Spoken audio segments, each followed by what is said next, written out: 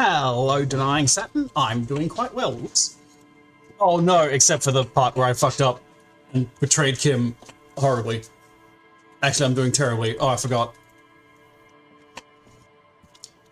Kim, I'm so sorry. Alright. We gotta work on this. I assume he's just gone until tomorrow. So we gotta figure something else out. Go back in and talk to everyone else.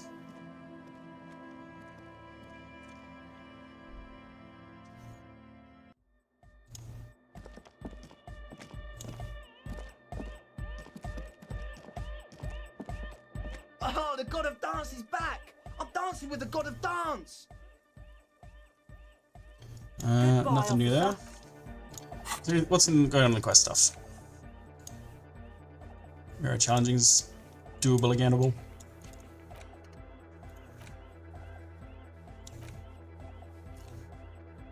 Gotta call Jamrock, which means going to the phone.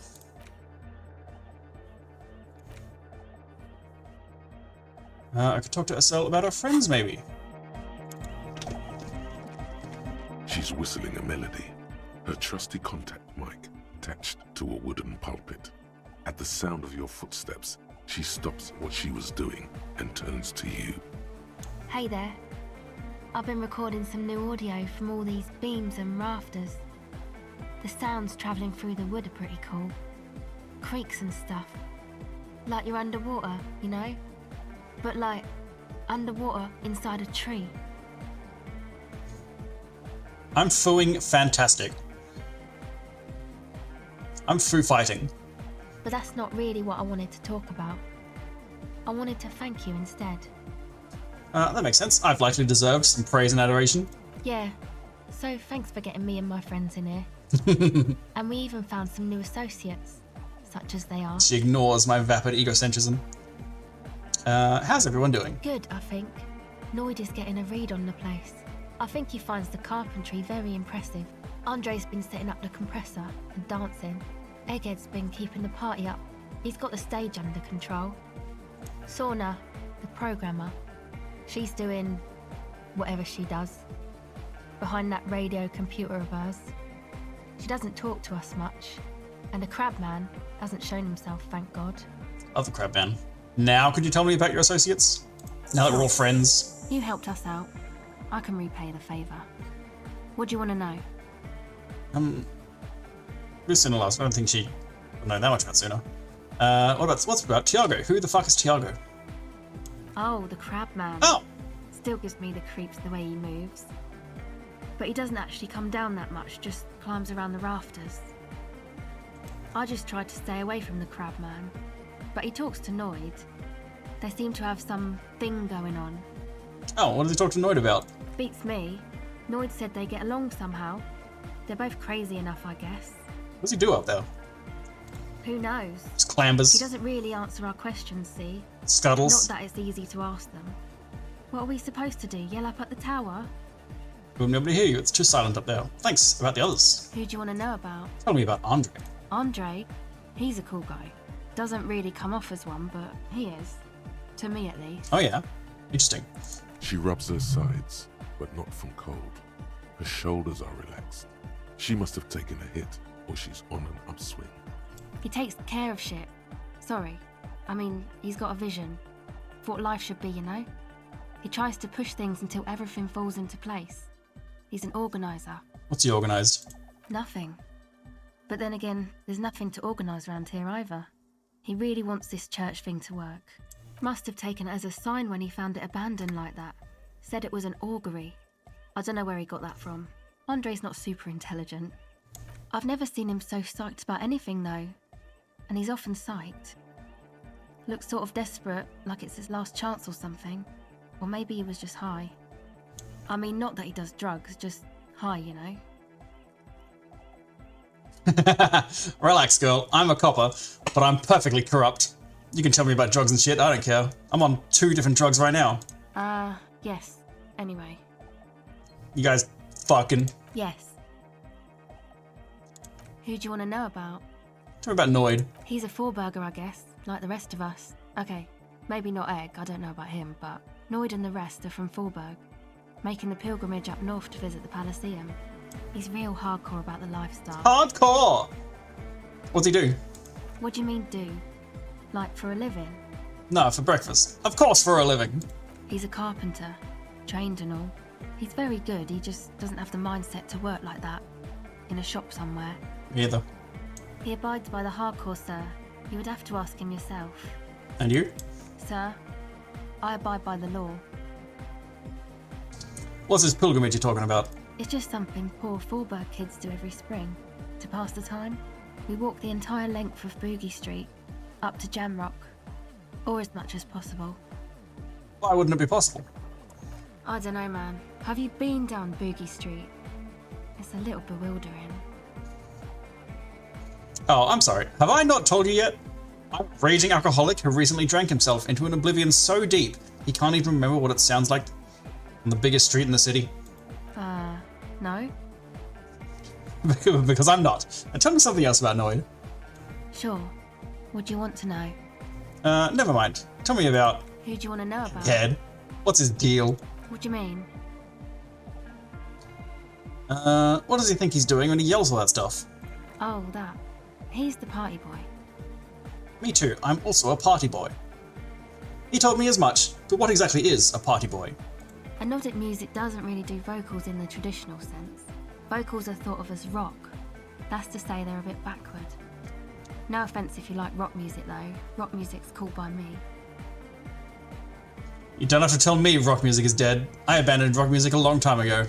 Can't disco to rock. Ah, okay. Oh, sure. Anyway, even if you don't have vocals, you still need someone to say something every now and then, right? To urge things on. That's where the party boy comes in.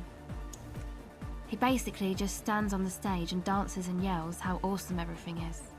It's very catchy. That sounds like a great job for this character. But Detective W. Freighter, Raphael Ambrosius Cousteau. Where's he from? How long has he been with you guys? Actually, we don't know where he's from, or who he is, really. One time we were out partying somewhere in backwater Forburg. Or maybe even Coal City, I can't remember. Maybe it was Coal City. Egg was yelling along to some jam someone was spinning, all night long. Just kept yelling until he didn't have a shred of voice left. When the sun came up over the mines. There were mines? Yeah, it was in Coal City. Egg came with us. He made this wheezing puppy dog sound all the way back. Couldn't even speak. It was definitely Coal City, because it took us 2 days to walk back to the fort. He just wheezed the whole way. We never really asked why he came with us, or who he was. I think his name is Jermaine. People are sweet. You can see it must have been a great night. The memory causes her to go silent for a moment or two. Tell me about the others. Tell me Who about do you want to know Suna. about? Ah, she's a bit odd, I have to say. Doesn't talk much. I'm not really sure how to vibe with her, you know? Seems like she's not in a very good mood most of the time. But earlier today she told me about Welkins? And she seemed oddly happy, like she had some idea with those little creatures. Some artistic idea. I didn't really listen, I was busy with my mic. Now finally, tell me about yourself. Me? Again? Yes, I forgot. Tell me about yourself. Did she tell me about her? I don't remember it. I told you, I'm a silver bird. Oh, of course, Silverbird. There's that phrase again. Really reminds you of something. What's that mean? It means I don't answer questions about myself. But I'm a copper. I'm the law. You have to answer me. Is there a law that would stop me from lying, though? Probably not. Thank you. Might be. Some other questions. Ooh. I don't really want to catch a Silverbird. And yet I'm gonna press it anyway. The silver bird has already flown away. I will catch it later. I'll have to catch it later. Searchlight Division. You've sharpened your senses by being on the lookout for missing persons. Now you notice more of what's happening around you. Perhaps, when you're done with this case, you can join the Searchlight Division of the RCM and find every Revacholian that's ever gone missing without a trace. There is undoubtedly a backlog of such cases, because you never know. A missing person could be just around the edge, barely out of sight. +2 perception. Easy. Massive bonuses, just regular-sized bonuses. Oh, there's so many. Oh, I need it. Hardcore aesthetic, I need it. We'll keep an eye out, an ear out. We'll keep our mind out. You got us in, cop. Ah! I can't believe you got us in. He looks around the hall, examining the carpentry. Between you and me, I don't know if you've noticed this about me. I'm a little suspicious of authority. You really came through for the hardcore underground. Hardcore. Cool, you're annoyed, right? Do you have a moment to talk? What was that thing I just saw? Didn't really pay attention to?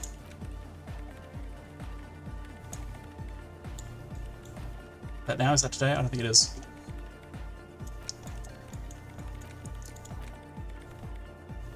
Regardless. Was it a thought? Nope. Cool, you're annoyed, right? Do you have a moment to talk? What's on your mind? What do you think about this church? It's a miracle of carpentry. Dead bodies carved into total shapes. Now it can be something more. He rubs his hands together. You say that as a carpenter yourself? I don't say much anything as a carpenter anymore. They tried to make me into a reckoner and a leveller. Made me a bit manic, you know. I regret the time I dedicated to that profession and that worker collective. I say things more as a member of the hardcore side dance community these days. Sure. The material knowledge is mega though. Guild shit. Teaches independence. Oh, do you think this church is? Over 300 years? Under 300 years? 299 years? 288 years? That's right. The first settlers built it, plus 6 more like it, on the coast here. Was one of the first things they did. Must have been really scared of something, but I understand.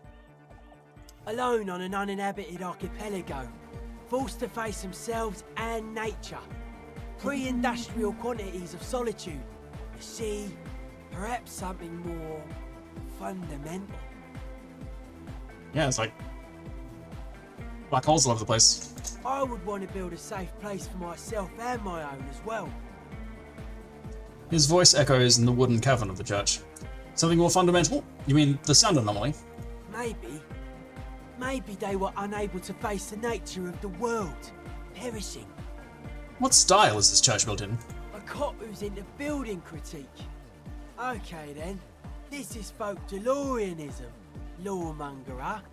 It's a subset of early DeLorean architecture. Right, what's DeLorean architecture? Total. Everything between an ancient concrete cathedral and a glass cube is DeLoreanism. This is just an homespun version of it. Folksy stuff. Early mass production. They made thousands like this. Does that help you out? What would a DeLorean building look like? Like that woman there. Vertical, thin, white. A false image of grandeur. The source of the system is up there. You're at the bottom. They really dug that power vertical. Like to show off large and intricate structures. Arches, spires. Put you down with them. They were really into painting everything white too. Virginal shit, you know. Married shit. Virtue and tyranny. This church isn't painted white, as far as I can tell. Stands to reason it used to be white on the outside before the sea wind took all the paint off. Slowly, peeled by the wind, your skin crawls from the sensation as you look around. What did you mean by dead bodies? Dead bodies of perennial plants. Sigma functions have left this place. It's a good thing we came along. The spiritual collapse has been total. Spiritual collapse. I saw some piglets suckling their dead mother. Have you heard this one, cop man? After a short while, they shuddered and went away. They had sensed that she could no longer see them and that she wasn't like them anymore. What they loved in their mother weren't her body, but whatever it was that made her body live. End of quote. This is an high-quality carcass. The power of anodic beats and hard bass is needed to reanimate it. Where's that quote from? A Sarais man who lived a long time ago. An ancient hardcore brother. What you're saying is religion has stopped being hardcore? It never was. A 3,000-year-old regime of history, built by hundreds of generations of self-appointed intellectuals. It's false to the core. But you guys said the Ecclesiastes were all about love and hardcore before, remember? I only said unity. One word. Figures of authority always misquote you. He points to his friends. Andre doesn't care about the Ecclesiastes. He just wants the operation to run smoothly. And Egg is a demi-beast. You shouldn't listen to what people say. You should listen to what they are. And you propose dance music will supplant this system. Anodic dance music. Regular dance music wasn't hard enough. And yes, I do. You know what this kind of stuff goes well with. Don't you have to be on drugs for that, though? Only a little. Cool. It's a necessity. All large human gatherings are narcotic. It's just the way of the spinal cord. How do you like the glasswork? Pointing to the stained glass window. I don't. Fucker giving me the evil eye. You wanted to get inside the church, and now you don't like the stained glass window. I didn't know it was in here. We have to get rid of it. Dismantle it. Can't dance with a giant mass murderer looking at ya. Not a good look for the club. Mellow, man, mellow. No one's a mass murderer. This is a house of love. Mass murder on the floor.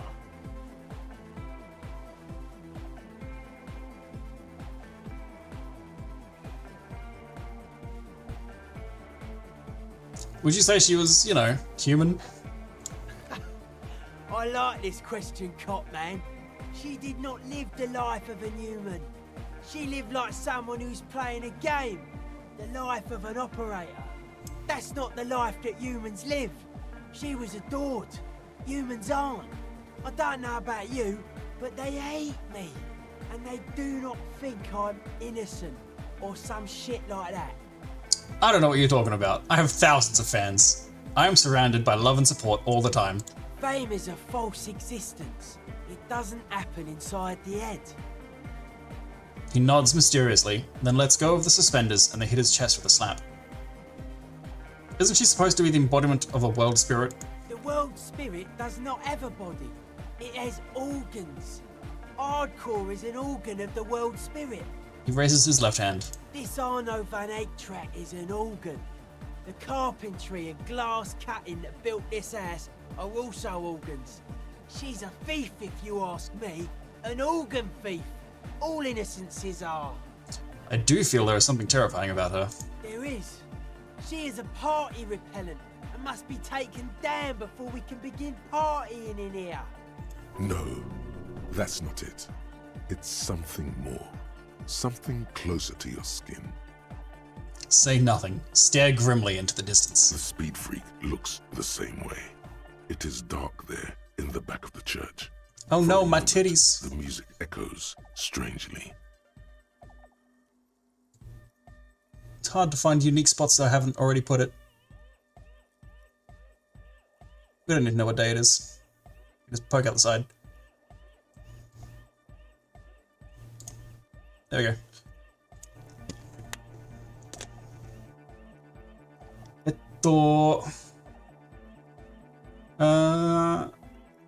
I don't really want to say these. We can ignore them. Yeah, I'm done talking about her. I don't want to think about her anymore. Strange choice of words. Caustic. Overflowing with negativity. That can't be healthy.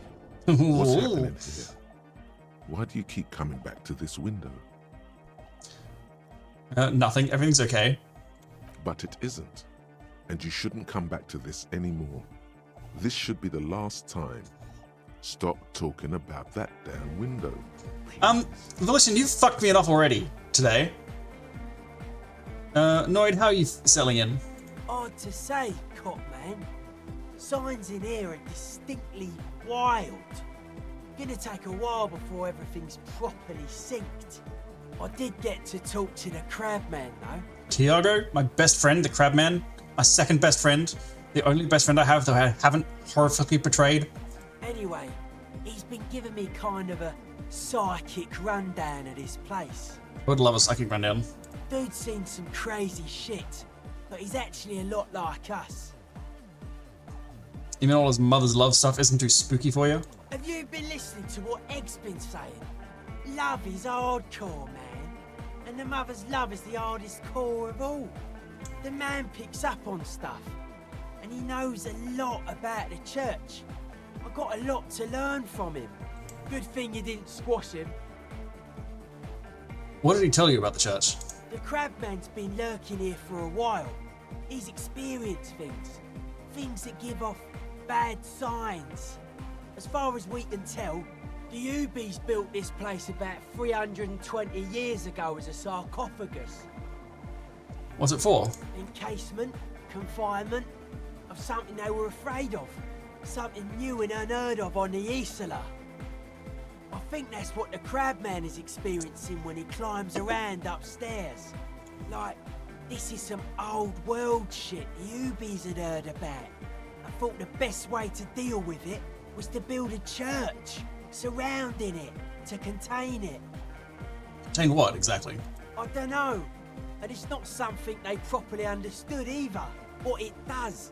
But it's what this Sona person is looking for, and trying to measure.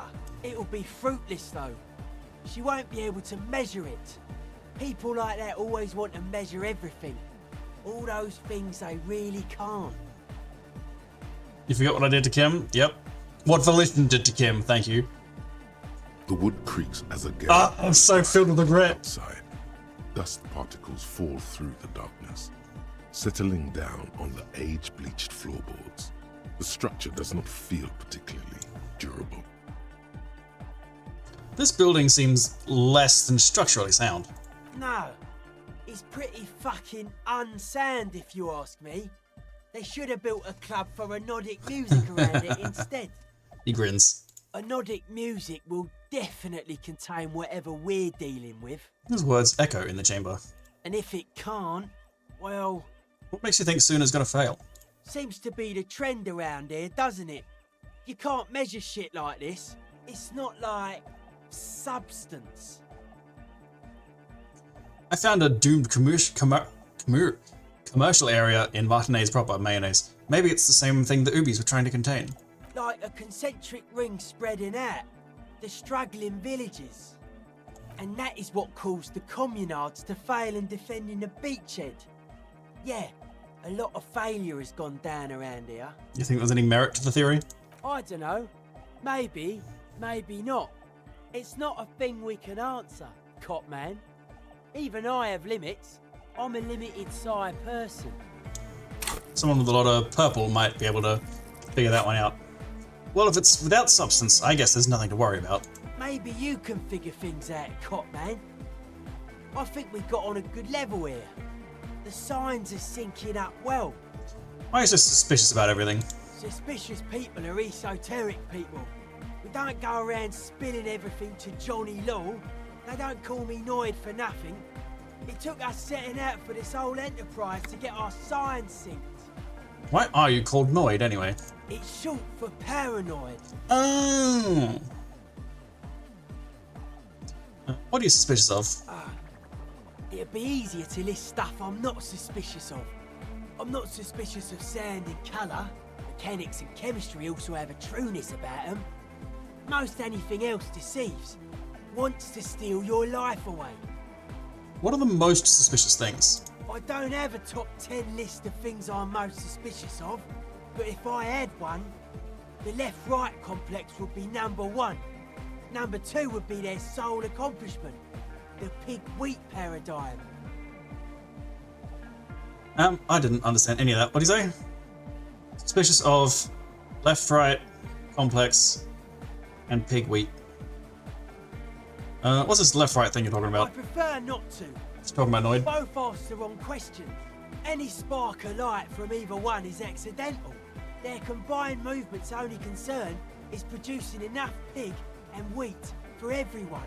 The end goal of humanity. Politically left and right, I think. The original mistake was assuming that words have more being than bodies. That's what led us astray. Far from our true lives, but we may yet find a way back. Whatever this true life is, you feel it's the real centerpiece of this mythology. What's suspicious about pork and wheat production? It's our only shit. We should make better use of not being animals or cereal grain ourselves. What's bad about cereal grain? Having enough food could be a precursor for greater things. Yes, having food is means to an end, but the left never talks about the end, only the means.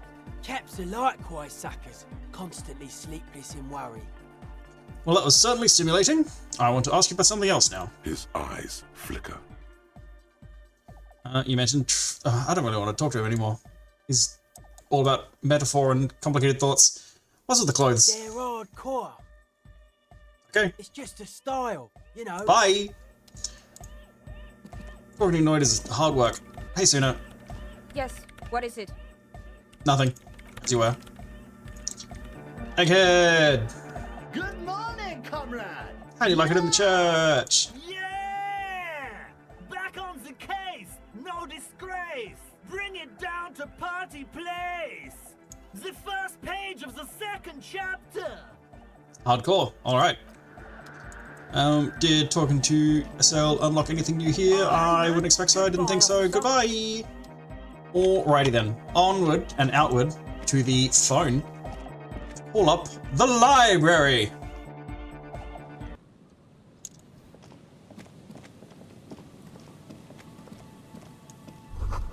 Not this one.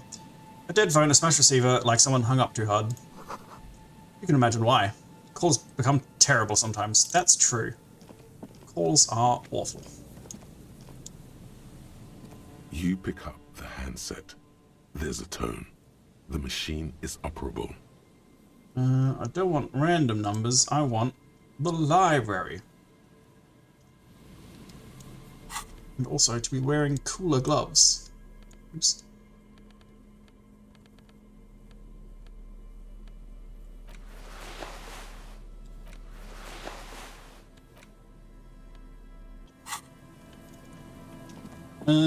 Yeah. Is Kim's car still there? Nope, that makes sense. Fair enough. Brother. I'm so sorry. Okay. What checks are available? Nope. Probably not. Who? Oh yeah. Heroic though. Sounds pretty tricky. Nope. Oh. No, that's fine. We don't need to do these. Alright, what else can we do? Talk to them. Go to the Feld. Consult the wind.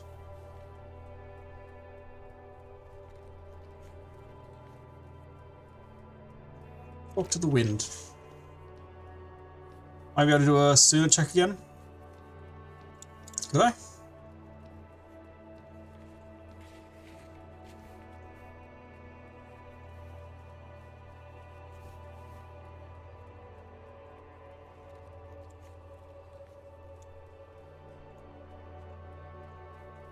don't know which one it was. Before that. Can't do that. That's later. Oh yeah, more bonuses, so putting a point into it might be worth. I get you. Yep, can't do those ones yet. I got 3 points sitting around. Yeah, right. Let's go try sooner.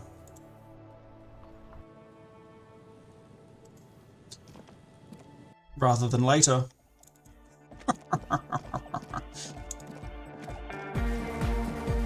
Yes, what is it? Oh.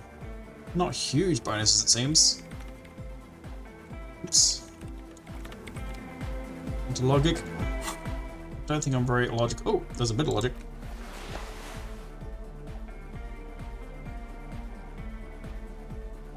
Oh, so much logic available.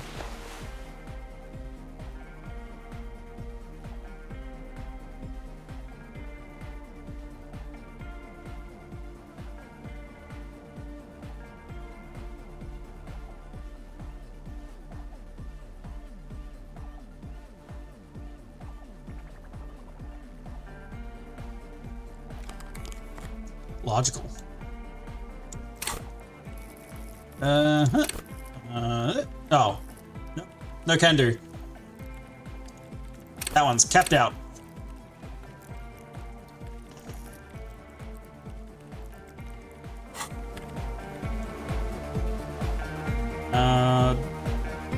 So I guess that's just locked forever? I don't know how the game works.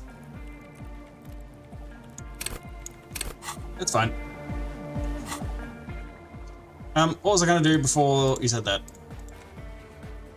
Failed mules over there. Yep, go talk to them. Can I do that from in here? Nope. Go outside.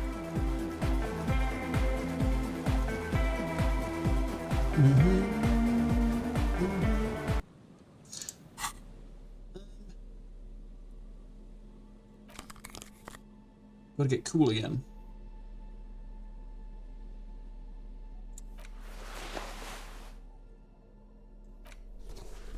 Did I just fucking belly out? Oh, so cool. Where's the mesh at?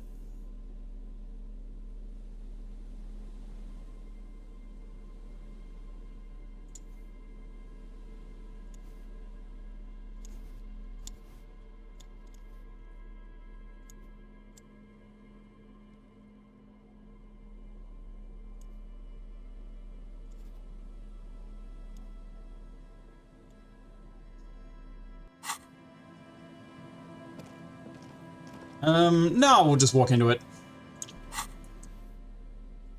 We'll just stumble on into it. What was I just saying? Fuck, I forgot already. No, let's talk to morale.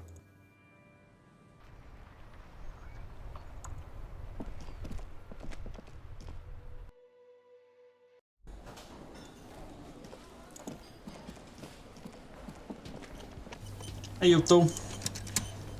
It's great to see you again, officer. My wife can't wait to thank you. Go My on, wife? talk to her. Oh, sweetie, I don't even know how to thank you for finding my husband and helping him out. I hope we haven't been too much trouble for you. It was truly an epic long-distance trek, just like Lord of the Rings. Here, I want to give you a small token of my gratitude. It's a tie, Mexican origin. The pin is an antique, quite special. The little silvery knob holding the tie together feels warm in your hand. It's in the shape of an avian skull. A little knob. 8 eyes. Cool. You never told me you'd seen the Phasmid. Oh, you don't You'd want to seen hear the about Phasmid. some old woman's ramblings. Ramblings? Nonsense. Your description of the Phasmid is the most precise I've ever heard. But darling, I didn't even get the size of it right. You were a child, my dear. Really. It's extraordinary what you were able to describe. Now go on. Tell our friend about it. He's proven his interest in the field. Well, it was summer. I was building a racing track out of sand on the beach near a tall stand of reeds. Quite a tall one. Many times my height, I remember. When, all of a sudden... Where was this and how old were you? I'm getting ahead of myself. I was 5.5 in Betancourt in the suburbs. My grandmother had a summer home there. And what happened? The strangest moment of my life. I looked up and one of the reeds moved. Not like a plant, but like a living thing. It stood up and looked at me. Its body unfolded like some I looked at antique him. toy. And he looked at me. She had no fear, just surprise. I didn't know this can happen, so I reached my arm and touched the thing. It felt just like a stalk of reed, but it moved, swaying, towering above me. After a while, 20 seconds, a minute maybe, it left, went into the reeds. Did you follow it? I tried, but I was only a child. There was mud and high water. I couldn't see it anymore. I was just standing there, knee-deep in mud, looking around me. Then what happened next? I ran back home to my grandmother and asked her if reeds could walk, and told her they were looking at me. Of course, she just laughed at me, but I knew what I'd seen. For years, it was a story I told at parties when I wanted to impress boys. That sort of thing. Of course, most people just took it as a strange, amusing anecdote. So did I, honestly. But then I met Morel. We were on a date. Can you imagine? She tells me a story, and it's the most detailed report of the Insulindian phasmid I've ever heard. The sounds. She told me it hissed. It did, yes. Like reeds in a gust of wind. The way it moved, the colour, how some of its limbs were white, like marble. It matched perfectly with what I know from other accounts. It was amazing. If it weren't for Lena, I might have given up hope years ago. It's no exaggeration to say that she restored my faith in my profession. He looks at her with admiration, forgetting a wide smile on his face. You were on a date? Our first, yes. A date? Its limbs were white? Not all of them. There is some white coloration reported, along with beige, where the camouflage ends. How big was it? It's hard to say how big things are when you're quite small yourself. To me, it seemed to be taller than I was then, but that's probably not the case. Maybe you imagined it. Maybe you're just making all this up. How could she? Who imagines this? She didn't know about the phasmid. This is the main thing here. What makes it a confirmed sighting? Wasn't She her. had no previous knowledge of the insect. That's true, yes. I'm almost certain neither my mother nor my grandmother knew of it. It was only when I started telling my story as a teenager that boys would tell me, Lena, you trying to tell us you saw the Insulindian phasmid out there in those reeds? Get out of here. They just give me a cider and ruffle my hair and tell me to stop dreaming. But I saw it. Tell her she's dreaming. Thank you for sharing this with me. You're welcome, sweetie. I do appreciate the chance to relive it. Tell me Of more. course, dear. Is there a particular cryptid Is this that bird a you're cryptid? interested in learning about? This bird tie No. bird. It's the cryptid. Wow, the cryptid. Oh, yes. Okay. What is it? The eight-eyed teratorn, the largest flying avian ever discovered, with a wingspan of 11.5 meters. It was thought to have gone extinct 3,500 years ago. Some even doubted the fossils were real. A mutation, they said. Until... Mutation? All of evolution is a mutation. Until it was sighted by renowned Gotvaldian explorer and naturalist Uwe Plattenkalk in 21. Allegedly. I need to hear about this sighting. It happened on a botanical expedition into the vast and unexplored Oamrau Canyon in southeast Ilmara. Dr. Plattenkalk got separated from his group during a sandstorm. What's The world's largest canyon system, sweetie. It's a barren waste east of the Erg Desert. An ancient I can't remember my riverbed hours. I don't know completely why I dried tried. up. Nope. What happened? Alone in the blasted desert heat, the doctor wandered eastward, where man hasn't stepped foot in over 1,000 years, since the fall of Pericarnassus.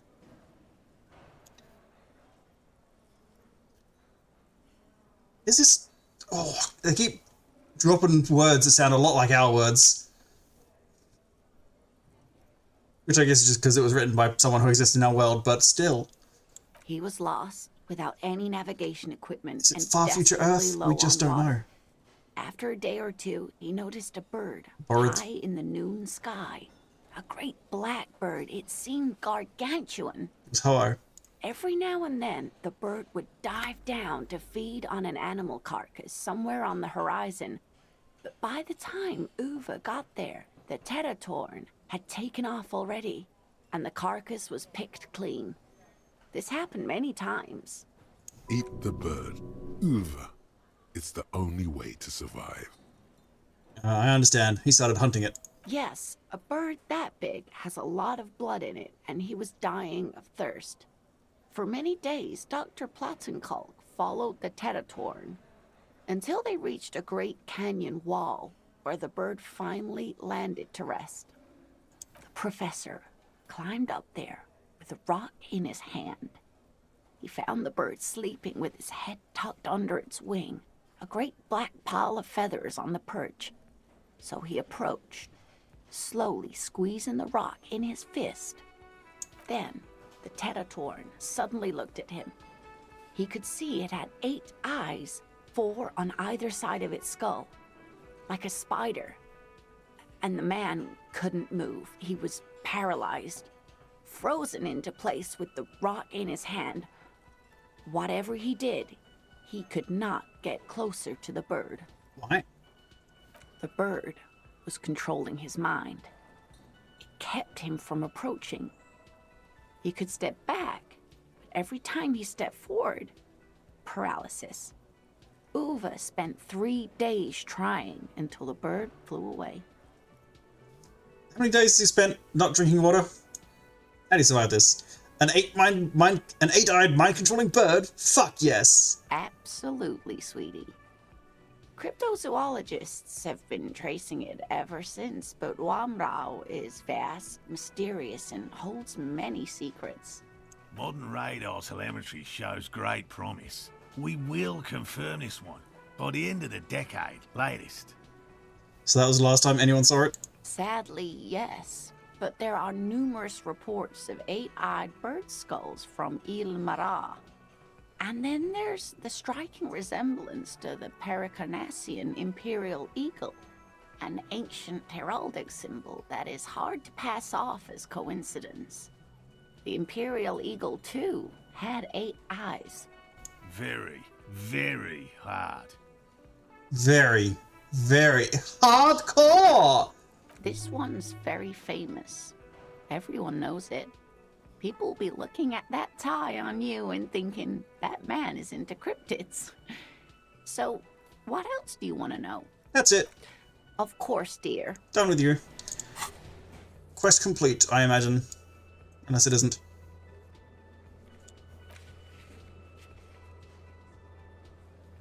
Ah, now I've got to talk to Morel. Traps are empty. Nothing like the gratitude of a good woman. Now then, what can I do for you? He gives me a gruff pat on the shoulder. He tries to play it cool, remain professorial, but inside, this man is itching for some news on those traps. I checked the traps. Good. Okay. And? One of them was empty. Completely empty? Cryptozoologist's eyes grow wide. Surprise, tempered with fear and trepidation. He doesn't know what to think yet. Maybe you're joking? Yep, nothing in there. No locusts, no phasmid. No locusts? No phasmid either? That's not ideal, but... He rubs his chin. It just means the Insulindian phasmid is even more clever than we thought. Yes, the Phantasmadeia picked off the locusts and escaped. This is good news, though we'll have to Mark, this is reconsider good the design news. of the traps, make them more secure. We can finally be bees. Another trip to the reeds. Yes, that's exactly what it is. What a deft hunter, this phasmid. Of course, be sarcastic. Unless you have an alternative hypothesis you'd like to venture, mine stands, okay? Fucking listen to my inflection, my guy. Actually, no. Excuse fully me on for board. getting emotional. This is a big deal for us. You've helped us twice now, and brought some great news too. My gratitude, and the gratitude of the Société Cryptozoologique de Ravachol, is yours. Heartfelt gratitude. But does it feel like closure? What really happened? Some kind of foul play might be afoot. Ooh. Theft? I'm gonna develop an alternative theory about the missing locusts. Consider the way the empty trap was disturbed, as though shaken. Most likely the hands of a young person. Hands small enough to fit inside the trap, too. You should ask the red-headed boy, Kuno. I think a little hooligan boy called Kuno may have stolen the locusts. Some dread purpose. A little hooligan. But what would a child want with bags? Oh, my dear Morel. You've been an old man for too long. Kids love to torment insects almost as much as they love to torment old folks. I'll talk to the wretched little gremlin and see if anything comes up. Oh, you've been such a dear to us. Please, let us know whatever you turn up. I have a feeling we're getting so close. Well, I see you've got all the help you need. I'll see you tonight at my place. Let's play suzerainty, but no more field trips for me. Fucking Gary doesn't even know how to pronounce suzerainty. Really, Gary? We're getting somewhere here. I'd love to play suzerainty, Come on, Lena. but... You got it. Lena, I'm sorry, but you're not getting anywhere. It was some kids. I know the little mutants around here. Leave anything out in the open and they'll steal it, even if it's bugs. Morel, it's been fun, really, but I need a bath and I have deliveries to handle. When this tea is done, I gotta run. No need to apologise, Geary. You'd be more than helpful. We'll have to take a rain check on that game of suzerainty today, though. We're gonna follow this through. Suzerainty. Alright, I think we've covered every possible pronunciation of that word. Let's go. There's Gary. Is that Gary over there? I don't want to talk to Gary. But also he's, like, kind of in a rush to get out of here. Away from me? Away from the law? Gary, did you kill anyone recently? Very generous of you to help us out, officer. No, I'm not going to talk to you. Never mind. I don't care if you did do it. Kuno! Ooh. Below the grime, a dark neon poster reads, Van Eyck, totally transcendent. You see a set of tire tracks in... You see a set of tire tracks. Kuno, my boy! Fuck does Kuno care? You wouldn't happen to know anything about missing locusts? No, Kuno doesn't give a fuck about bugs. Oh my god, I told you that shit is lame! Shut up, see. Now they're gonna take you to lame prison! What's all this then? Deny everything, Kuno. You need to lawyer up. Kuno's not gonna say anything without his lawyer present. There's definitely something going on here. Remember his pig's head shack? You should check it out. Thanks, Reaction Speed. Kuno I should check doesn't that out. fucking care. I definitely wouldn't have without that reminder. Ooh. The sound of melting snow dripping off the roof is strange.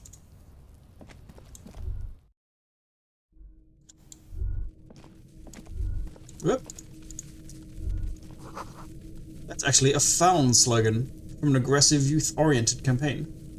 Aggressive youth-oriented campaign. It's crawling with locusts in here. All around you, the hisses and chirps of locusts fill the musky air. The earthen floor of the shack has been shaped into mounds of mud, dotted with little holes for windows. Sounds like you found the locust, detective. What is this? Heaps of leaves are rotting among the mud-caked towers. Dozens of little locusts feed on them, buzzing away with vicious joy. Kuno has really outdone himself here.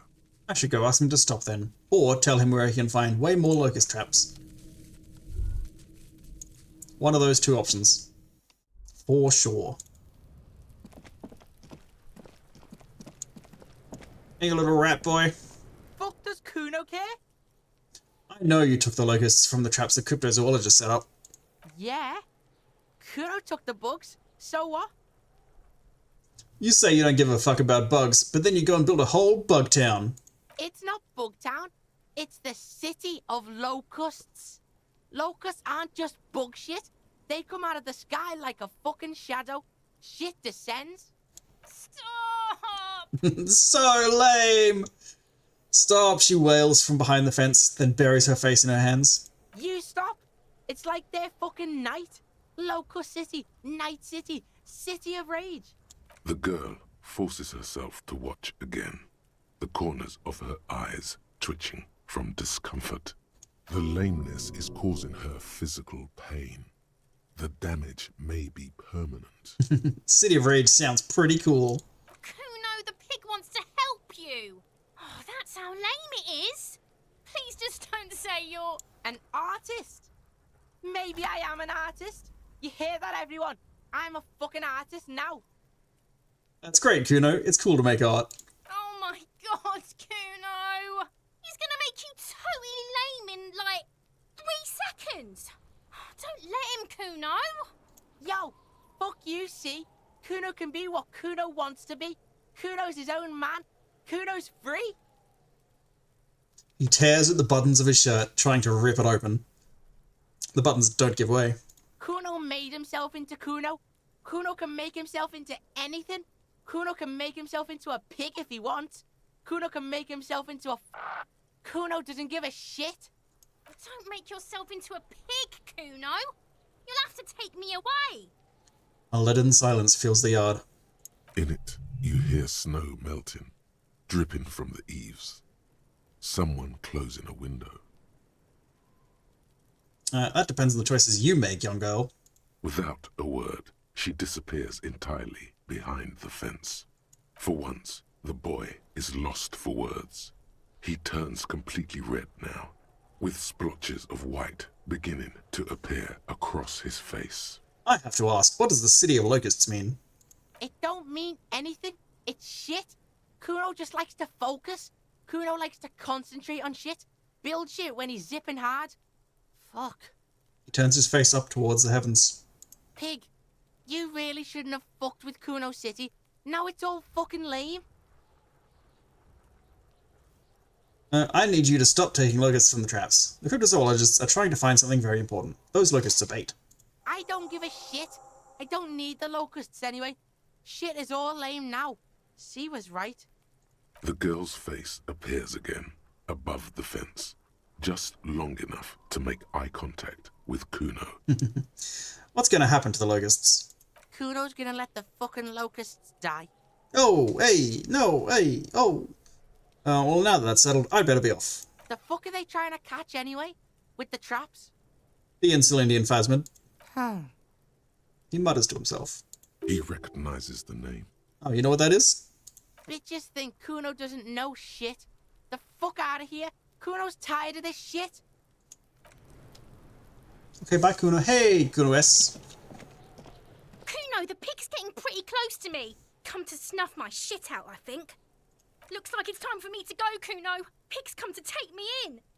She means it. The fear is real. I just want to ask you some questions. I'm going away for a long, long time, Kuno. Going away for life. What's going on there? Fuck are you trying to pull, pig? Child, converse with me. Murder was the case they gave me. She has almost vanished behind the fence. Only the top of her hat remains. Alright.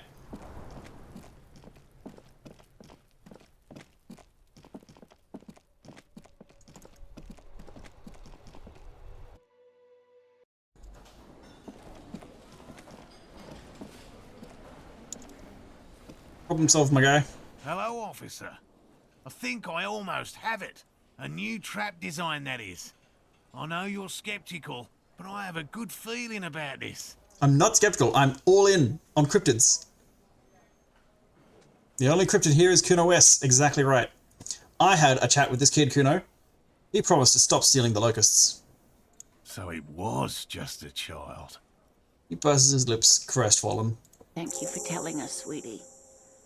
This is good news, right? This is good news. It means we can try again. Yeah, you're right. We just need to restock the empty trap. Then we'll need to inspect the traps one more time. And then maybe we can. The aging cryptozoologist breaks into a hideous coughing fit. He has a 38-degree fever. His resilience has given way. Darling, I told you to take it easy. You're getting sick. Maybe it's time to go home. You're right, you're right. We can come back next season, when it's warmer.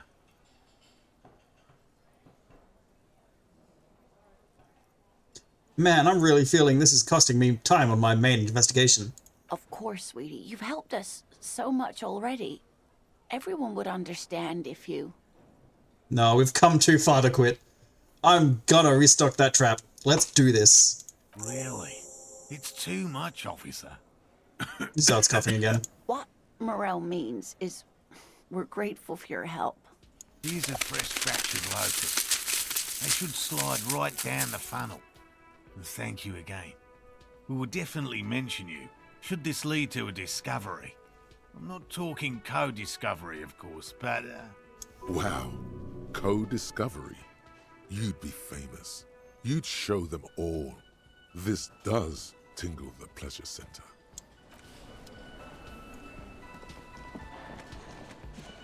This is obviously the primary investigation now that we've fucked things up so horrifically with Kim.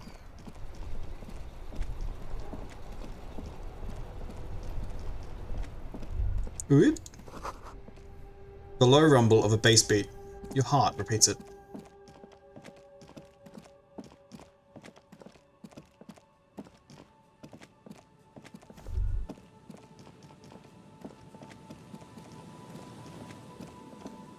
I don't remember which one the empty one was. I feel like it's this one though.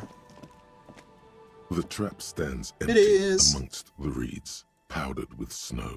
No insect sounds or movement around. Only the reeds melancholy rustling. Release the locusts into the empty trap. The locusts, dazed from being transported, slowly begin to acclimate to their new surroundings. They're not really going to get the chance to get comfortable here.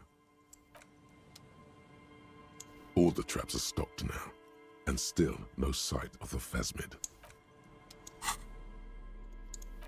Where's my new thing? My new toy, my treat. Ooh. Bonus to volition? That could have come in handy, you fucking tie. So pain threshold, yeah, right. Oh, now that's fucking cool. That's bitchin' is what it is.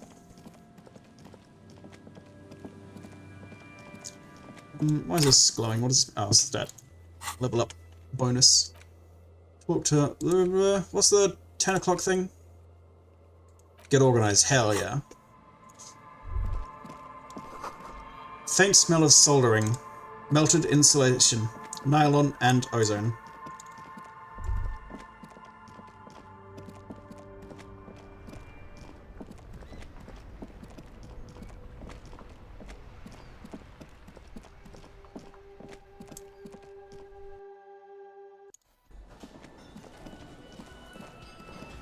Oh, he's gone.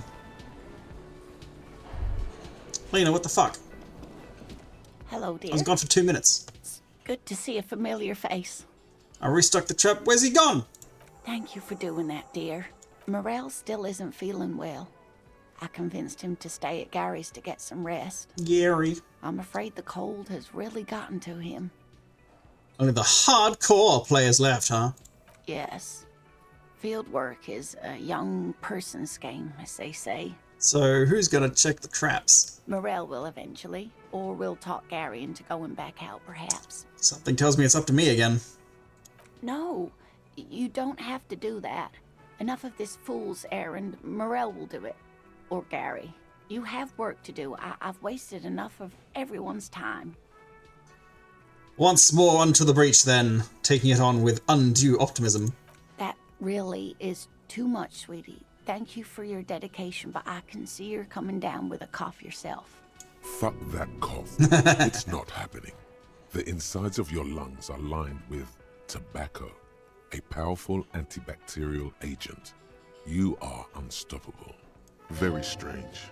Why is she not letting you do this? It's like she's given up. What's wrong, Elena? You seem different. Less racist somehow. Different? How? You've given up on the phasmid. I'm in doubt, sweetie. That's all. Everyone is now and then. What are you doubting? It's a strange feeling. I haven't really told this to anyone, but you are a police officer. I am the law. Do you ever wonder if some lovely story from your childhood is just that? A story? Or a dream? Seeing the Insulindian phasmid was just a story I used to tell people. I didn't really think about whether it was real or not. But Morell told me you'd seen it. You told me you'd seen it. Morel's so proud of it. He always tells everyone. You saying you made it up? No, at least I don't think I did, but Morel was so eager to believe my story was evidence of the phasmid's existence, that I'm some queen of the cryptozoologists. That. And for years, his belief made me believe too. But now, we're both getting old, and he's still working himself sick out in those reeds looking for it. But what if I was just wrong? I think I was. Well, you're not sure you made it up either. I'm not sure of anything. Sometimes I still see it, you know. The real memory. Not the memory of the memory, but it's so hard to tell the two apart. Either way, I should go. Poor Morel is running a fever, and I need to get him home to Jamrock before we overstay our welcome with Gary. You do that. I'll check the traps one more time. Oh, sweetie. Please don't get stuck on a dream. Take it from me and Morel. The rest of it's pretty grim. Thanks for bringing some light. No, he's the racist one. Be careful out there. You too, sweetie. Try not to die. Thank you for everything, truly. Even though it turned out to be a bunch of bullshit. A fool's hope. Say her lips moving in silence. Like that, she drives off. The gas engine sputters quietly as she gets to the doors, then pushes them open. Outside, it's snowing. Somewhere out there, a kilometer to the southeast, a gust of wind shakes the felled building, rattling dusty windows, beckoning with strange coldness, to ask the wind once more. The thing shivers? Shiver my fucking timbers, eh?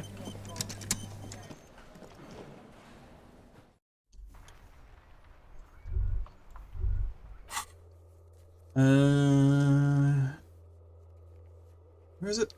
That one. Church is probably closest, I think.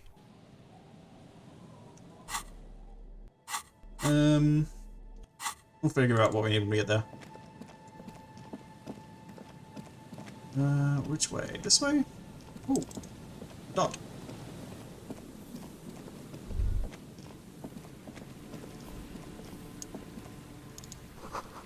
The beams are splintered.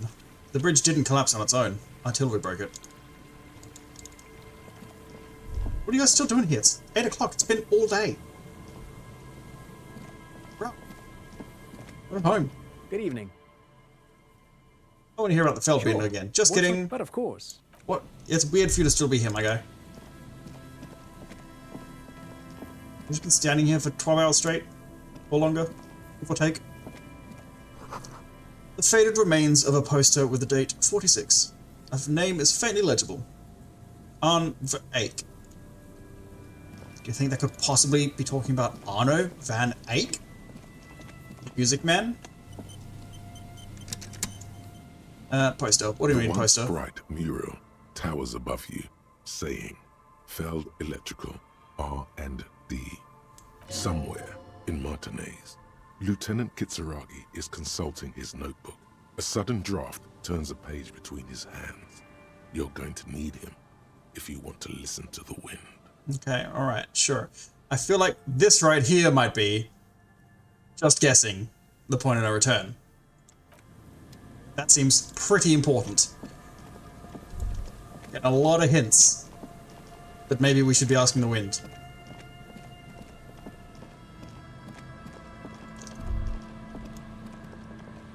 A few locusts trudge along the wall of the trap. The rest are piled in a heap in the corner, dead. No phasmid anywhere.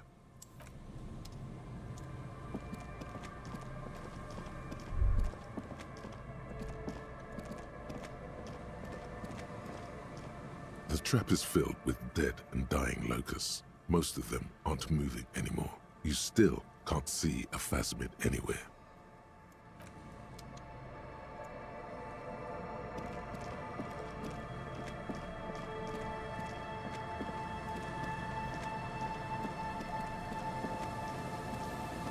Yep, doesn't let me. Yeah, which gives me a pretty strong, solid hint. It's probably rather important. So we'll come back and do that tomorrow after some other stuff. Oh, yellow rock. Money! It's all about the money, money, money. These rusty gears used to turn the whole machine. The building before you housed the engine. Must have been a big one. An old door, worn by elements. What's our interfacing look like? Red check, so it's nothing I can pump points into.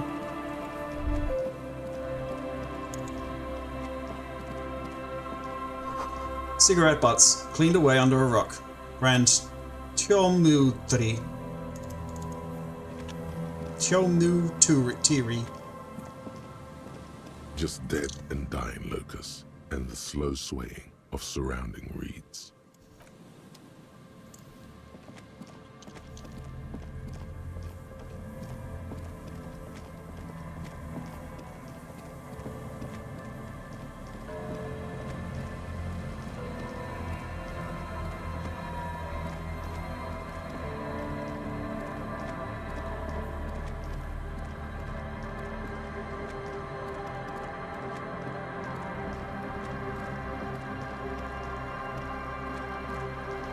Wait, no.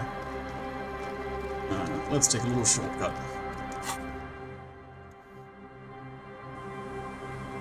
Let's cut shortly across this way.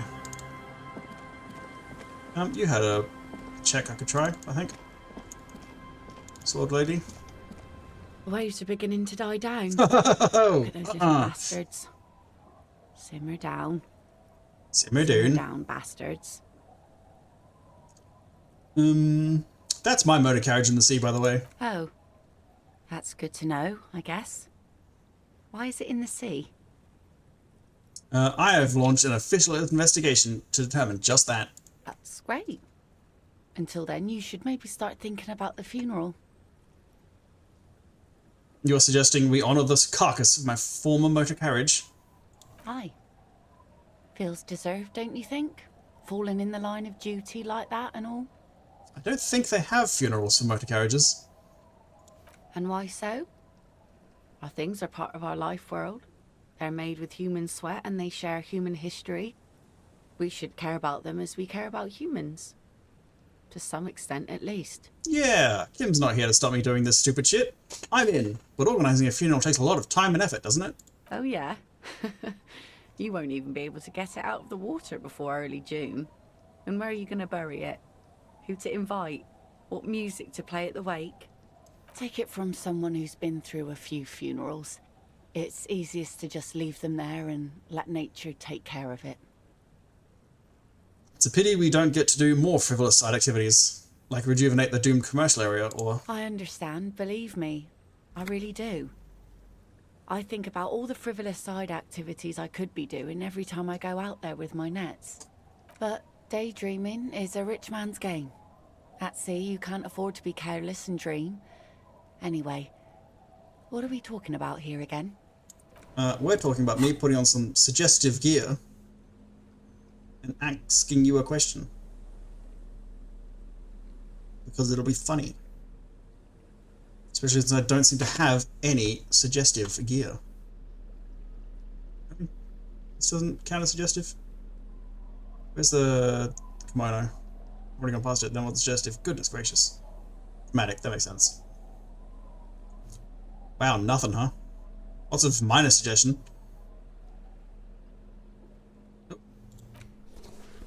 Oh, that's not really better.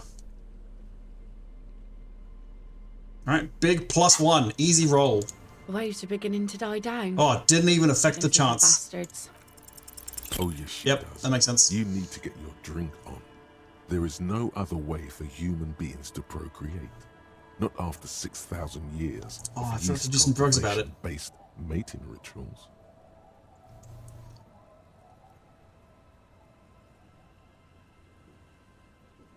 I want to have fuck with you. Alcohol makes closeness possible. Let's connect. Alcohol? Connect? I'm not sure I'm following you. Oh, wasn't there a hint about being on a date with someone? I think there was something about asking the wind on a date. Get hammered with me on a date. Drunk date. It'll be nice, I promise. That's a good impression. You really cracked me up, officer. Now, how can I help you? She doesn't even understand you asked her out. Perhaps you're too sober to pull it off right now. Try again later. Sure thing, suggestion.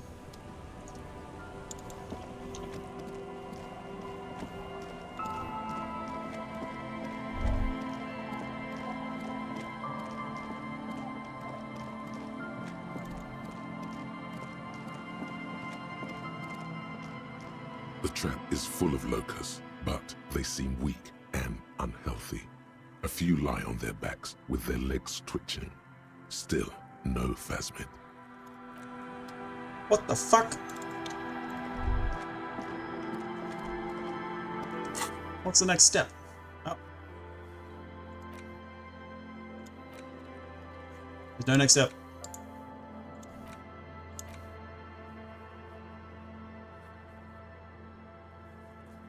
I'm gonna mess around a bit.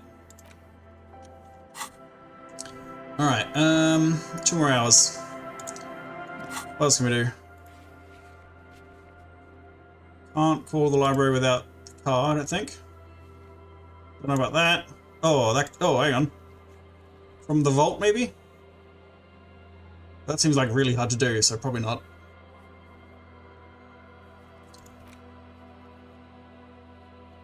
Waiting for that. Gotta wait for Kim for that. Don't really understand that. I don't have any more figurines. Couldn't buy any more figurines, I don't think.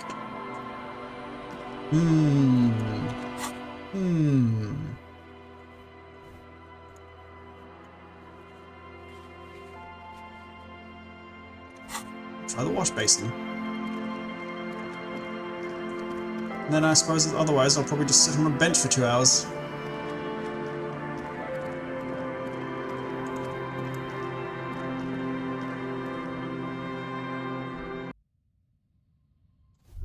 Where are you, wash basin? Is this wash basin? On the table, you see a bowl of water, Oh, never mind. a rough soap, and next to it, a small hand mirror. Shaving, The good water idea. reflects back a vague image of your face. You'll be looking like a pansy with a fresh start looms ahead. Clean yourself up and be born anew. Oh, I don't think we had composure chime in last time. Pansy or fresh start? Pansy without chops? Or clean yourself up? Fucking pansy or born anew? You know what? New beginnings.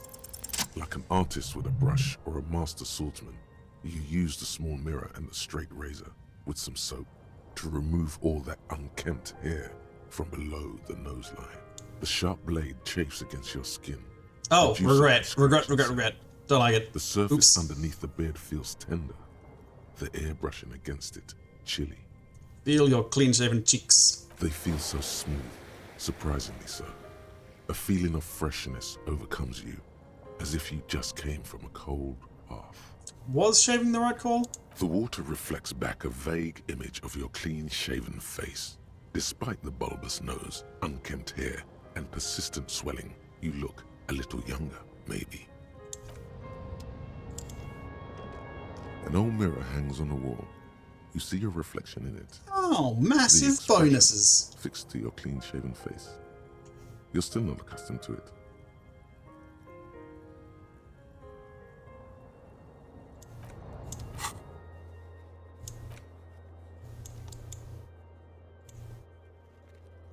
Did shaving unlock a Kuno? thing? I think it did. That was not available before. 10 minutes ago when I last talked to him. La da da da da. What am I thinking about? I'm thinking about electrochemistry.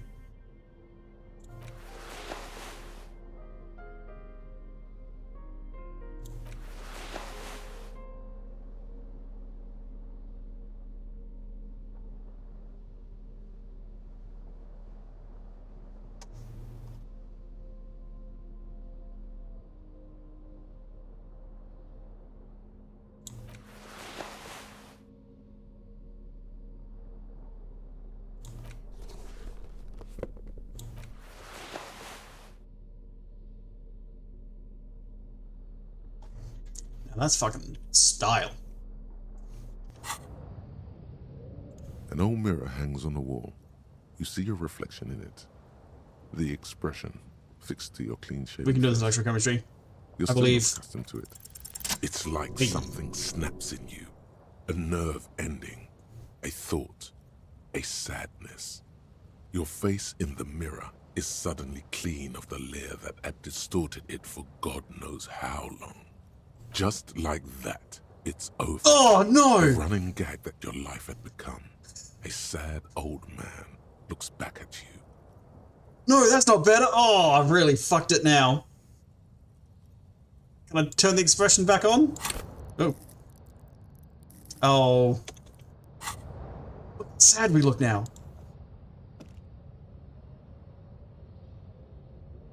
This is what happens when you fuck up the Kim line. You fuck up Dancing with Kim. When you're a huge asshole to Kim. You get sad.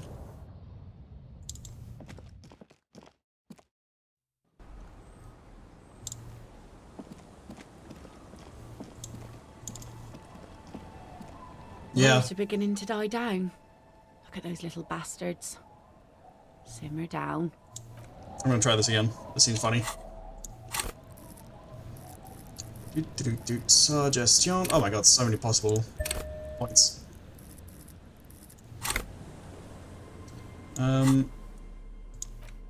We are suggestion maxing. Suggestion min-maxing. I'm gonna replay this again after. And I'm going to find a mod that makes clothes management much better, much easier.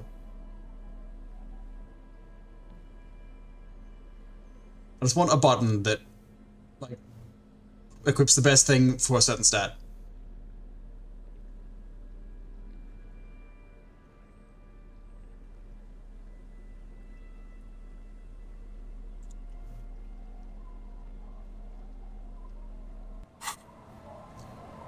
Point in, and then also purple drugs, which are these two. What do they hurt? Oh, they both hurt morale. Ouch. That's fine, we've got so much money, we can buy so many healing drugs. Waves are beginning to die down. Look at those little bastards. Simmer down. Simmer down, bastards.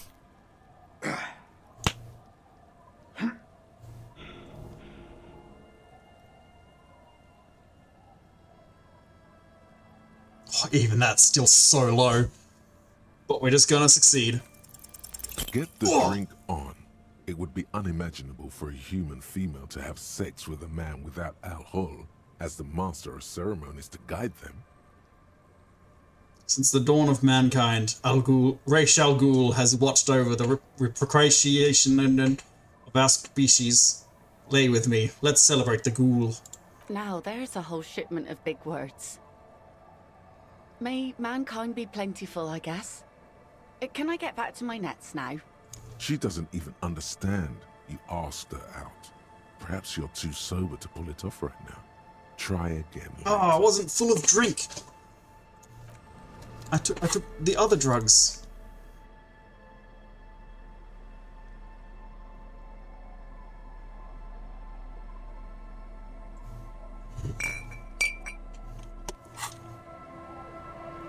Waves are beginning to die down. Oh, dang it. No. Ah. Uh-huh. Eh? Now let's go.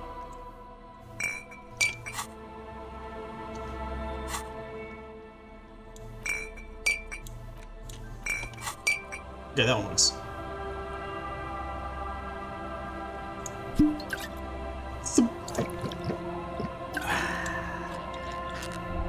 Waves are beginning to die down. The waves are beginning to die down. I don't know if you've heard, but the waves are beginning to die down. Waves are beginning to die down. Oh, I was hoping it would give me massive bonuses. Simmer down. Alcohol, man. Alright, that's enough. I give up. Exactly what she needs. That's enough points wasted. Now make her see that. I want to be close to you, and there's but one way to intimacy. What? Drunk date. Tap on my throat. All we need is booze. The rest will follow. Funny sailor jokes. Yeah. Sorry if I'm not laughing out loud. You're right. But the comedy has worn thin over the years. Great. Now you reminded her of the husband. It's okay. She just hasn't figured out how these things work between the sexes. No suggestion, we're done. Forget it. She'll come around. Alright, I want to go sit on a bench. For 2 hours. Oh. And I will do that by teleporting to a bench, rather than walking the whole way there. That one. Oh. Maybe a sea monster did this to the plaza. Maybe.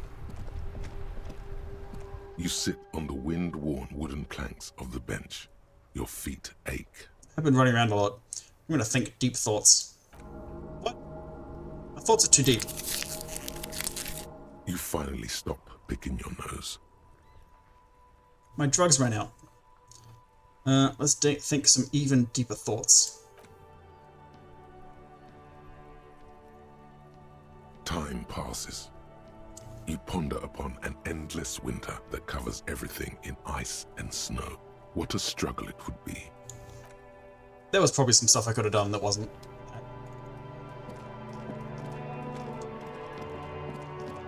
Are we here now? Oh, there's something down there. I just can't get it or look at it or do anything with it.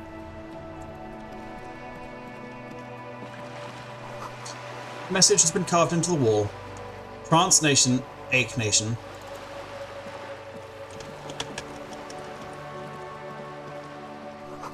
Etched into the wood, barely visible. Remember the... And the rest is lost to time. Let's dress less like a cop.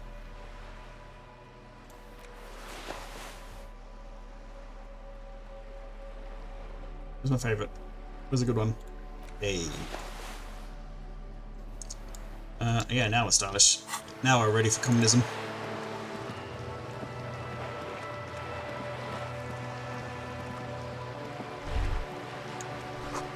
The sea breeze carries more than salt. Meat. Not rotten, not fresh. Grilled.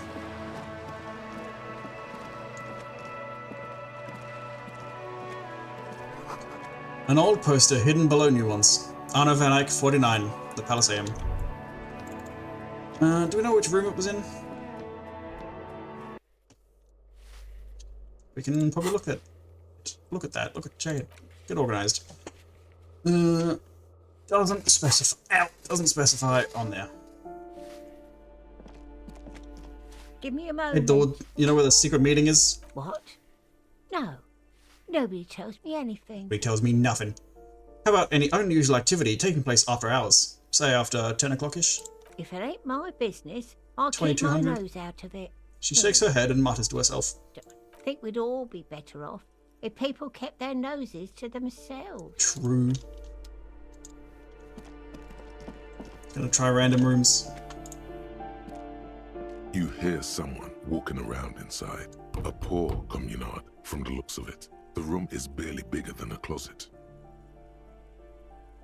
That line did not match up. This might be it. This is the coppers. Open up. Do I have to open the door? Do you have a warrant? Later then, entering this door seems a physical challenge. No,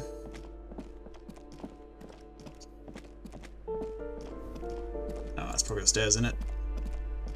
We should have guessed that, eh? If not, I can at least ask Cindy where it is.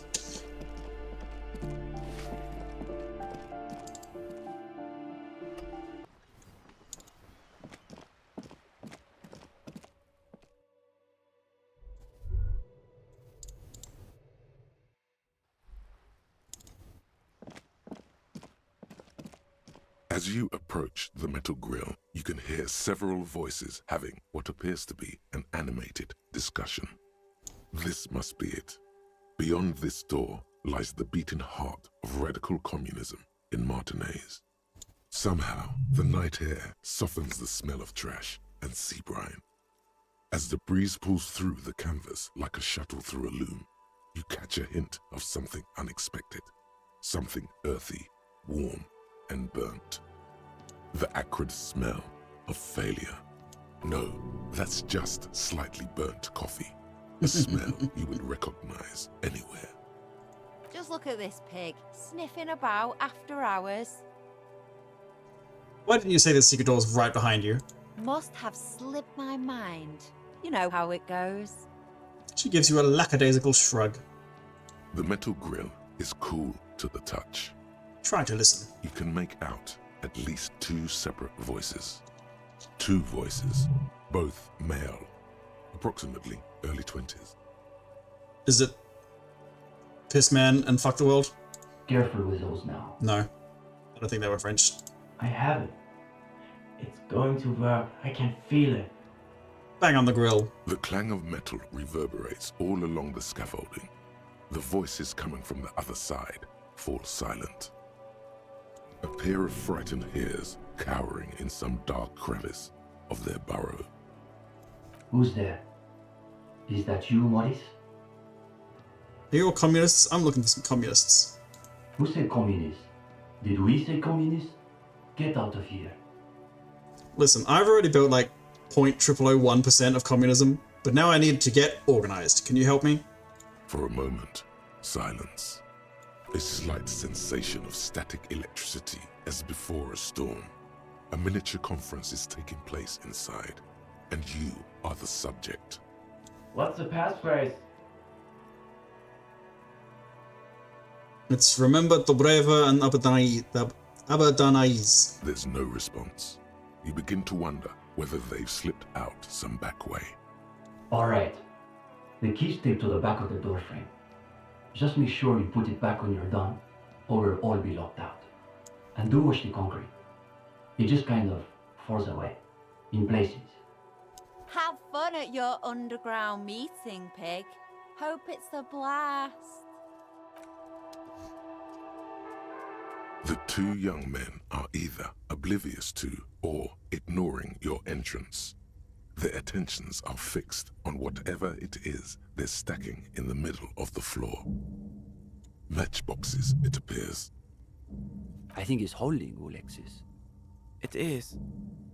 It's holding. Careful, careful.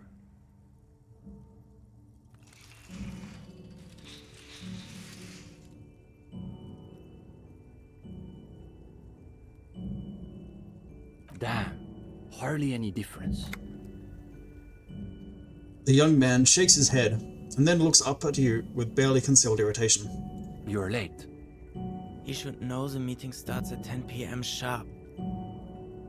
I didn't know that. Nobody told me that.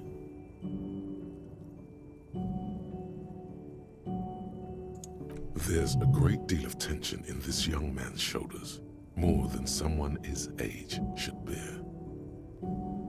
Meanwhile, his companion inclines toward him, eager to catch every word that dribbles from his friend's mouth. Just a moment. Could this be the former owner of a certain jacket you acquired recently? Before we move on, do you recognize this jacket? Showing him this Saramirizian jacket. I don't remember. Is that the one that was dirty and I got washed? It's probably not this one. Esteban, isn't that your jacket? Thanks, Ekomeka. It certainly looks like my jacket, Alexis. Where did you get that, gendarme? Just found it in a room. Yeah, I'm sure you did. That's real Saramirizian twill. Only old Saramirizian communists and drug smugglers wear those anymore. He is neither of those, of course. He is simply a poor student putting on airs. Also, he doesn't have the shoulders to fill out such a jacket. See, Uli? It's just like Mazov wrote. How does it go again?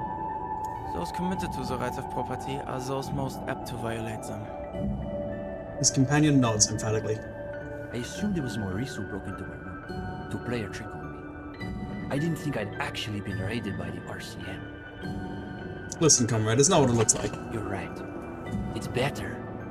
Can you imagine the look on Maurice's face when he finds out the RCM has been kicking my door down? I think this guy might be a bit of a goof. He'll shit himself. Positively. And now they've sent one of their agents to infiltrate our meeting. He rubs his hands together excitedly. Hold on, I'm not here to infiltrate your meeting. I want to join your meeting. The RCM wants to join us? Probably not like the organization as a whole. It's me. Does that mean you've done the reading? Uh-oh. No one said anything about reading. You'll just have to wing this one. Reading. Yeah, I've definitely done reading. What reading? Reading's for nerds. I thought this was a revolutionary group. Yes, a revolutionary reading group. The most ideologically advanced materialist reading group in Martinez. But it sounds like that's news to you. Maybe he can explain himself. What exactly are you two doing here? In the most generous sense, I would say we're cultivating revolutionary consciousness. Yes, that's probably the best way to describe it. But more specifically, we are running a reading group. The most rigorous and theoretically advanced materialist reading group in Martinez. Comrade Steban is a great discussion leader. One of the best at the university. Yawn. Can you imagine anything duller than a bunch of Beano-clads yanking each other's knobs? Sounds like a regular book club. It's really nothing like that. A book club is a place for talking about the plot points of bourgeois social novels and sipping effervescent cocktails. I didn't realize they taught radical Mazovian theory in the universities. Huh. As though you can call that pablum teaching. One thing you learn quickly at university is that you're not going to find a real education in any lecture hall or discussion seminar. We are post-attendance, basically. Exactly. The only worthwhile part of the so-called École Normale de Revachol is the library. That's where we've made our greatest critical strides. Okay, so what does your reading group actually read? We study all the foundational texts of Mazovian theory, of course. Just last week we finished the second volume of Puncher and Watman's Innocence of Capital. Truly extraordinary. And before that we spent 6 weeks on State and Plasm. Uh-oh. You can feel your attention span rapidly deteriorating. I'm not gonna let my mind wander. Your attention detaches. The voices of the young men fade away. It's a cool evening, you notice. Listen for night sounds. Out beyond the dull chatter, you catch the sound of a distant seabird, and of course, the sound of the large stretches of canvas that cover the missing sections of wall. It reminds you of something, but you can't think of what. Oh well, let's see if the students are still going. And before that, there was Abelard's Impé Infernal. But, of course, our special emphasis is on the theories of Ignace Nilsson and his followers, especially the inframaterialists. I know who Krasmazov is. I've got a whole thought about it. But who's this Ignace Nilsson guy? Only Krasmazov's most trusted lieutenant, the evangelist of the revolution, and the founding father of the People's Republic of Samara. It's hard to overstate how unimpressed he is that you've never heard of this world historical individual. Getting a lot of failures on this conversation. He also happens to be the greatest communist theorist after Mazov himself. It was Nilsson who first postulated the existence of ideological plasm, which forms the basis of inframaterialist theory. Plasm, huh? Sounds like a hell of a drug. Of course, that's what I succeed on. Ask about it. The young man sighs. His companion looks about furtively. Did this reading group have anything to do with the lynching? Lynching? No. We're not an operational cell. We think of ourselves as more of an intellectual vanguard. Okay, well, what's your group's stance on the lynching then? Our stance? What? Do you want to know if the SRV has established a party line on the lynchings in Martinez? Lynchings plural? The two young men look at each other. Though historically speaking, the SRV has supported direct action against right-wing paramilitary squads, especially when they are doing the Indo-Tribes' dirty work. Good point. So as a provisional matter, I can say we support it. It's not that the boundary between sarcasm and sincerity is porous with these two. It's that they actually seem to overlap, as though one is meant to conceal the other. Is your reading group affiliated with the Union somehow? No, we're an independent organization. We acknowledge and respect the Union's efforts, but our interests are more theoretical than Mr. Clare's. So what's your stance on crime in general? That's easy. Crime is simply the inevitable expression of the injustice and incoherence embedded within capitalism itself. Delivered with the smug assurance of a schoolboy reciting a maxim he's committed to memory. It's a symptom, in other words, not a cause. He waves his hand as though this is all there is to say on the subject of crime. His companion can barely suppress a yawn. Dude, I barely suppressed a yawn, which is to say I didn't suppress a yawn, I just fully yawned. Are there any operational communists in Martinez? No, unfortunately. Any cool communists I can join? The communards were hunted down and killed nearly to a man. All that's left of them are bones and old rifles. Like this rifle. His companion's eyes widen as you hold up the ancient weapon. He's practically itching to stick that thing in someone's face and pull the trigger. Yes, like that one. I wonder how many of these are still lying around in cellars or sealed up behind the masonry. He knits his brows together, then looks up. Can I hold it? Sure. It's heavier than I was expecting. The rifle rests in his open palms. Its position reminds you of something. The attitude of a priest bearing one of the holy relics of his faith. Though it is long out of service, its power is evident to him. When he's finished, he returns the rifle to you with a nod of appreciation. Where's the rest of your reading group? What do you mean? This is the reading group. Just the two of you? Just the two of us? We're in something of a rebuilding phase. We can build it if we try. Some Just of our the former two of comrades us. didn't have the ideological fortitude our work demands. You and I. What happened to them? Intellectual attrition is maybe the best way to describe it.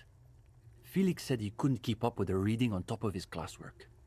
And Susanna wanted to read text other than Mazovian theory. Like novels, if you can believe it. Novels? How base. See? Even the gendarme gets it. We've tried recruiting new members, but unfortunately the current intellectual climate is pretty hostile to inframaterialist thought. These days, if you're on the left, the ascendant schools are the Godwaldians and their iconoclasts. Don't forget about Maurice and the turnips. Right. Then there was the whole turnip debacle. Whatever this turnip business is about, one thing is perfectly clear. These young students have a much deeper understanding of communism than you do. You could learn a thing or two from them. If you can convince them you're one of them. What's so bad about Godwaldians? They're the most depressing school of communism. They love writing long books with a patina of Mazovian theory to cover up their cheap psychologizing. A gang of cheap psychologists and intellectual midgets. Typical Gottwalders, in other words. It's okay for Uli to say that, because his dad is from Gottwald. What's so depressing about their theories? The Gottwald school believe that intellectuals as a class are incapable of sparking revolutionary change. So all they can do is critique capitalism from inside itself. That's why they spend all their time smoking cigarettes and writing long works of criticism that make you want to commit suicide. Sounds miserable. It is miserable. That's probably why they're always committing suicide. You see, the Gottwald school look like communists. They talk like communists. But scratch the patina and you'll see beneath that they're just depressed liberals who've read too many books. Well, what about the iconoclasts? For starters, they love talking about beans. What's wrong with beans? I like beans. Oh, sure. But the iconoclasts are obsessed with beans. They love thinking about beans. They love counting beans. But most of all, they love building models to predict how many beans there'll be in the future. They're by far the most bean-centric school of communism. I don't get it. Are the beans a metaphor? If only. They've got all the beans accounted for in their asset sheets, their quarterly budgets, their future projections. but for some reason, there are never enough beans to go around. So we've just got to cut our bean rations in half. And next thing you know, there are budget cuts. So now we've got to cut the bean rations in half again. You see, iconoclasts claim to be communists, but in reality, they're just liberals with hard-ons for spreadsheets. What about the liberals? Are they liberals too? Of course not. The only people who actually damn communists! They ruined communism. Are forming reactionaries. Basically indistinguishable from fascists. You'd need an X-ray machine to tell the difference. What about Cindy? Is she part of your reading group? Cindy is... how to describe her role? Something of an ideological auxiliary, perhaps. Yes, that's exactly how I would put it. And naturally, we support her radical counter-liberal aesthetics. Communist playthrough, very nice, thank you. I feel like I should probably be blue for communism. I don't understand what the fuck's going on. And Harry probably doesn't either. But she refuses to submit an essay, so we can't call her a member of the group per se. This is my first playthrough, so please be gentle with your expertise. That doesn't stop her from using the room for studio space, of course. What was that about turnips earlier? It's an unfortunate story. You see, our ex-comrade Maurice is something of an economist. He's studying macro and microeconomics. Right. So a few weeks ago we were discussing the extra physical capabilities of the revolutionary state. And Maurice said... what were his exact words, Ulex's? It was unbelievable. He said, turnips don't care if they are grown by communists, moralists or Vulcan. They grow just the same. Sounds fine to me. Basically, he was rejecting the whole foundation of inframaterialist theory. Yeah, sure. Susanna said that he has been hanging out with some non-communists lately. Whoa, can you believe that? Can make Kim wear the piss jacket with 8 suggestion. It's a nice Easter egg. I did not have 8 suggestion. Failed that roll. For us, the question boiled down to... he did not want to wear that jacket. If you don't accept the basic ideas of Nielsen and inframaterialist theory, why are you in the reading group? I totally understand everything that's going on. Of course you do. It's pretty basic stuff. So you expelled Maurice from the reading group over an argument about turnips. Well, it wasn't so much that he was expelled. He just quit coming. We haven't seen him around for weeks. I've heard enough. Let's talk about something else. Go ahead. What are you doing in those matchboxes just now? The young man frowns at the little pile of boxes on the floor. Nothing, just messing around until the meeting started. They're watching those matchboxes awfully intently for two guys who are just messing around. It's almost as though they were trying to create the most unstable structure they could. Is the reading group accepting new members? We typically only accept new members once per semester. There's this whole process with essays and presentations on assigned topics. The young man turns to his companion. But given that we have some extra seating at the moment, I guess we could be convinced to expedite an application or two. Stefan, you can't be serious. For gendarme? I am serious. As materialists, we've got to adapt to conditions as they are. Besides, he'll still need to pass the interview portion of the entrance process. He turns back to me. Assuming he's even still interested, that is. Wait, I'm a somewhat bookish toad? Is that what that's saying? Calling me a somewhat bookish You're toad? here most every night. Maybe we'll catch you again. Sleep well, gendarme. Composure, huh?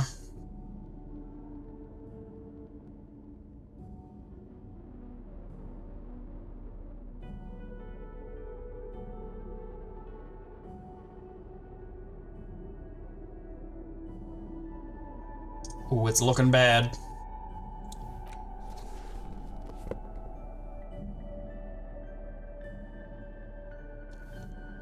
Not got a huge amount of composure floating around. Yellow stats.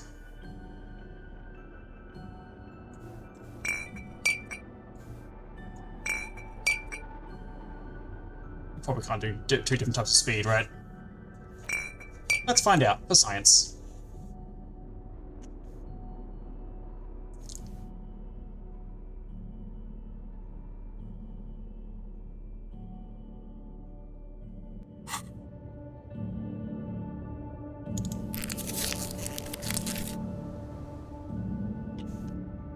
Oh, hang on.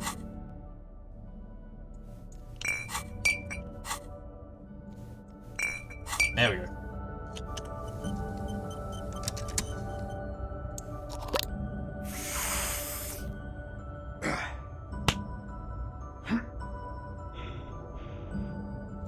I'm gonna look at these first, actually. Coffee. At the bottom of the pot, an isle of black sludge rises from a shadowy sea. Try not to think about the cracks spidering out across the floor. A rickety easel surrounded by pots of goosh. Gucci. Gouache. This one says, "No war but class war." And this poster reads, "Under the cobblestones, communism."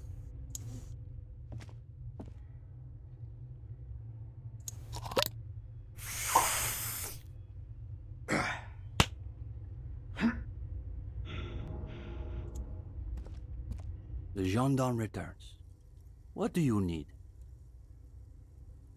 58%, that's basically guaranteed. Take a deep breath. You've done some reading these past few days, but you also know there's more to life than what you find in books. You've survived things these kids can't even imagine. They've got nothing on you. Thank you for following Mr. Siles. Welcome. Now, chin up. You've got this. Let's get this done. Let's do this interview. Crack knuckles. Hang on. Ow. Oh, you want to start now? Sure, we can manage that. You've caught him off balance. The momentum is already... I'm totally winning this interview. Interviews are competitive Go ahead and sport. take a seat. Since we haven't had time to prepare an exhaustive questionnaire, I think we can keep this interview more freeform. Bubbles home. Woo! Woo! I'm doing communism.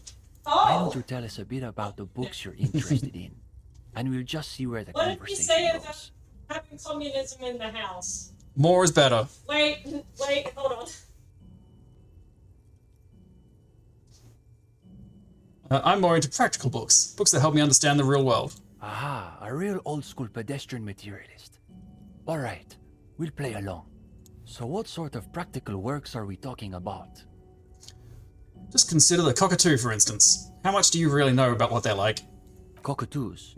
Fascinating. So tell us what you gathered from your ornithological researches. Alright, that's the only book I've read this whole playthrough. This is a good start. They're starting to loosen up. You feel relaxed and in control. This is a subject where you hold all the advantages. But really, when I saw the Major Majestic in all its glory, I knew that was the cockatoo for me. I have to say, I underestimated the opulence of cockatoos. I've only ever seen the grey ones. It makes sense though. Mazovianism stresses the essential continuity between humanity and nature. So anything you find in one should be reflected in the other. What's the exact quote, Uli? I believe it's, "Man is the mirror of the world." These kids are eating out of your hand, practically. Another quarter of an hour disappears. The questions come rapid fire, but you have an answer for every one. Now you can sense things starting to slow down. The interview must be reaching an inflection point.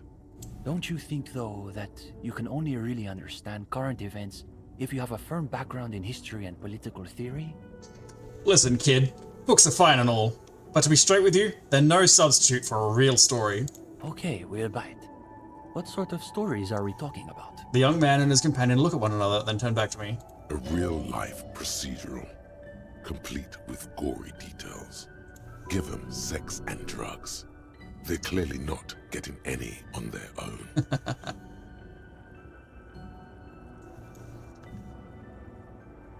Let's just say the human body... No, we need sex and drugs. That's gross. We've got a little incident I had with this woman at my hostel. A story with an erotico-political angle. Let's see where this goes.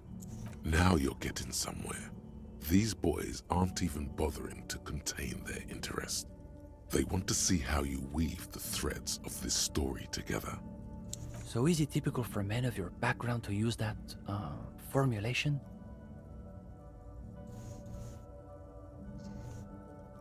You know, in a weird way, I think she was into it. So you're saying it didn't suck to interrogate her later? I find that unlikely. Another quarter of an hour disappears. The conversation bounces back and forth. Whatever their pretensions, it's clear these two have been craving something real. Now you can sense things starting to slow down. Time to wrap this tale up. So anyway, I think there's still a shot. But in the meantime, I'm just focusing on my casework. Makes sense. Based on my experience, you've got to let her see that you've grown, ideologically speaking. His experience with these matters is painfully limited. Not that he realizes it. Steban's right. If it's going to happen, it will happen. I suppose we'll have to leave it there. But listen, Gendarme. We could use someone with your breadth of expertise. With just a little more theoretical background, I think you'll be able to make some real contributions. Yes, I would say he's got serious potential at least. And with that, welcome to the most ideologically advanced materialist reading group in Martinez. Here's your first assignment. It's an overview of inframaterialist theory. A little basic, as you'll see, but one has to start somewhere. I'll add it to my very extensive reading list. You're going to fit right in, I think. Come back when you're done. We'll be here pretty much every night after 10 p.m. Do be sure to take your time with the reading. We'll be eager to hear your thoughts. Lass says, hi, Bubble. Oh, she's gone. I thought she was behind me still. Hi, Lass. There she is. I had to run in from the other room. How was Eternal Edging? Oh, we didn't do it. Yes, we did. Oh, the pre-release. Yeah. Yeah, it was good. We didn't win a single fucking No, we got round. fucked on. We got fucked on. We got smashed up in the first round. We were the ones who got edged of eternity. Yeah. We got edged We eternally. got edged. Yeah. Yeah. And you can quote me on that. Put that in the quote book. Put that in the quote. You shouldn't, but you can, because free will. Yeah. Free Willy. Free Willy. We lost all our games and didn't pull anything amazing. I got a box, and we're doing an unboxing on Saturday. So get keen for that. Hell yeah. The production value is gonna be high. Thank you. Is that all? Yeah, that's it. Okay, thanks. How much suggestion do I have? Not a lot. I put 2 points into it recently. I don't really want to go further into it because I don't care. If I do, I'm probably going to do a Slacky playthrough at some point, so I'll make him wear the jacket then. What's in the paint stuff? That's Cindy's stuff. She just sort of moved it all in a few months ago. She said if she's going to make truly radical art, she needs a suitably radical workspace. And I don't think she could afford rent at an actual studio. Do you like her art? Oh, sure. It's definitely interesting, I would say. I guess you could call her latest stuff a sort of counter-bourgeoisie calligraphy. She's got a real taste for radical slogans. It's too bad she hasn't developed the theoretical foundation to do truly radical work. I think she'll get there, though. She's still looking for a subject equal to her ambitions. Now I'm wondering, what's the deal with this place? The deal? At a fundamental level, I guess you could call it the shattered bones of a dream crushed by capital. That's really good, Steban. You should save that for an essay. Thanks, Uli. When the idea is sound, the words just sort of flow. I heard these used to be luxury apartments. Million real views, that sort of thing. That could be. It would explain some of the more ornate detailing. But we're speaking in world historical terms here. What this place represents, not what it merely was. His friend yawns, evidently bored by literal reality. Same dude. Alright, let's move on. Go ahead. Bye. I'm gonna pop off real quick to piss. BRB. See you in a moment. A minute. A second.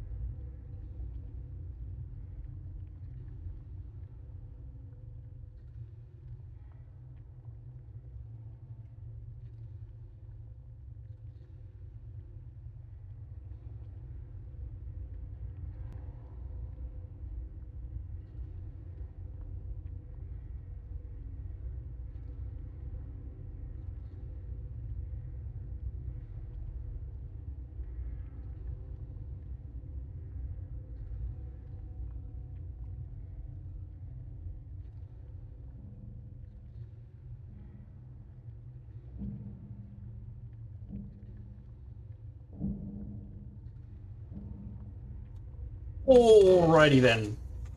Guess who's back with a brand new rap? Oh, what's this? Ooh. Reflective construction vest. Endurance, lose reaction speed. I'll go ahead and steal that. Our reflective reaction vest, comrades. Construction vest. Hey, Cindy. That sucked. Hello again. Those guys are nerds. Have you come to admire my mural? Bye. Okay. Probably just bedtime, right? Well, we can go back to our room and read about inframaterialism. While I'm outside, can I? No, I can't. That's fine. I'll go the long way around.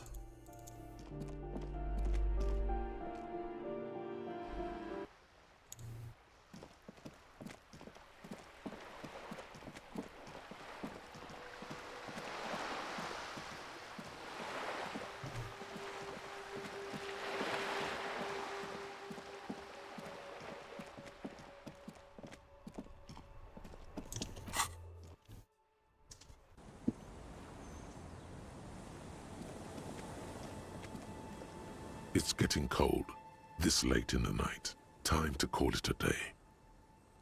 Yeah, I know. That's why I'm here.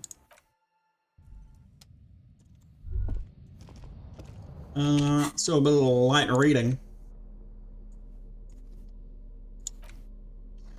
A ludicrously reflective safety vest, like those favored by construction and road repair crews.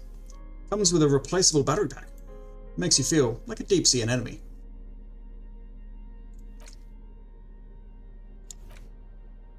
The book is A Brief Look at Inframaterialism.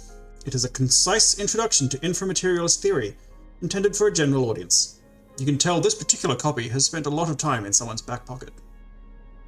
The cover of this pocket-sized volume features a swirl of orange, yellow, and green. The title, A Brief Look at Inframaterialism, is set in an authoritative yet approachable serif font.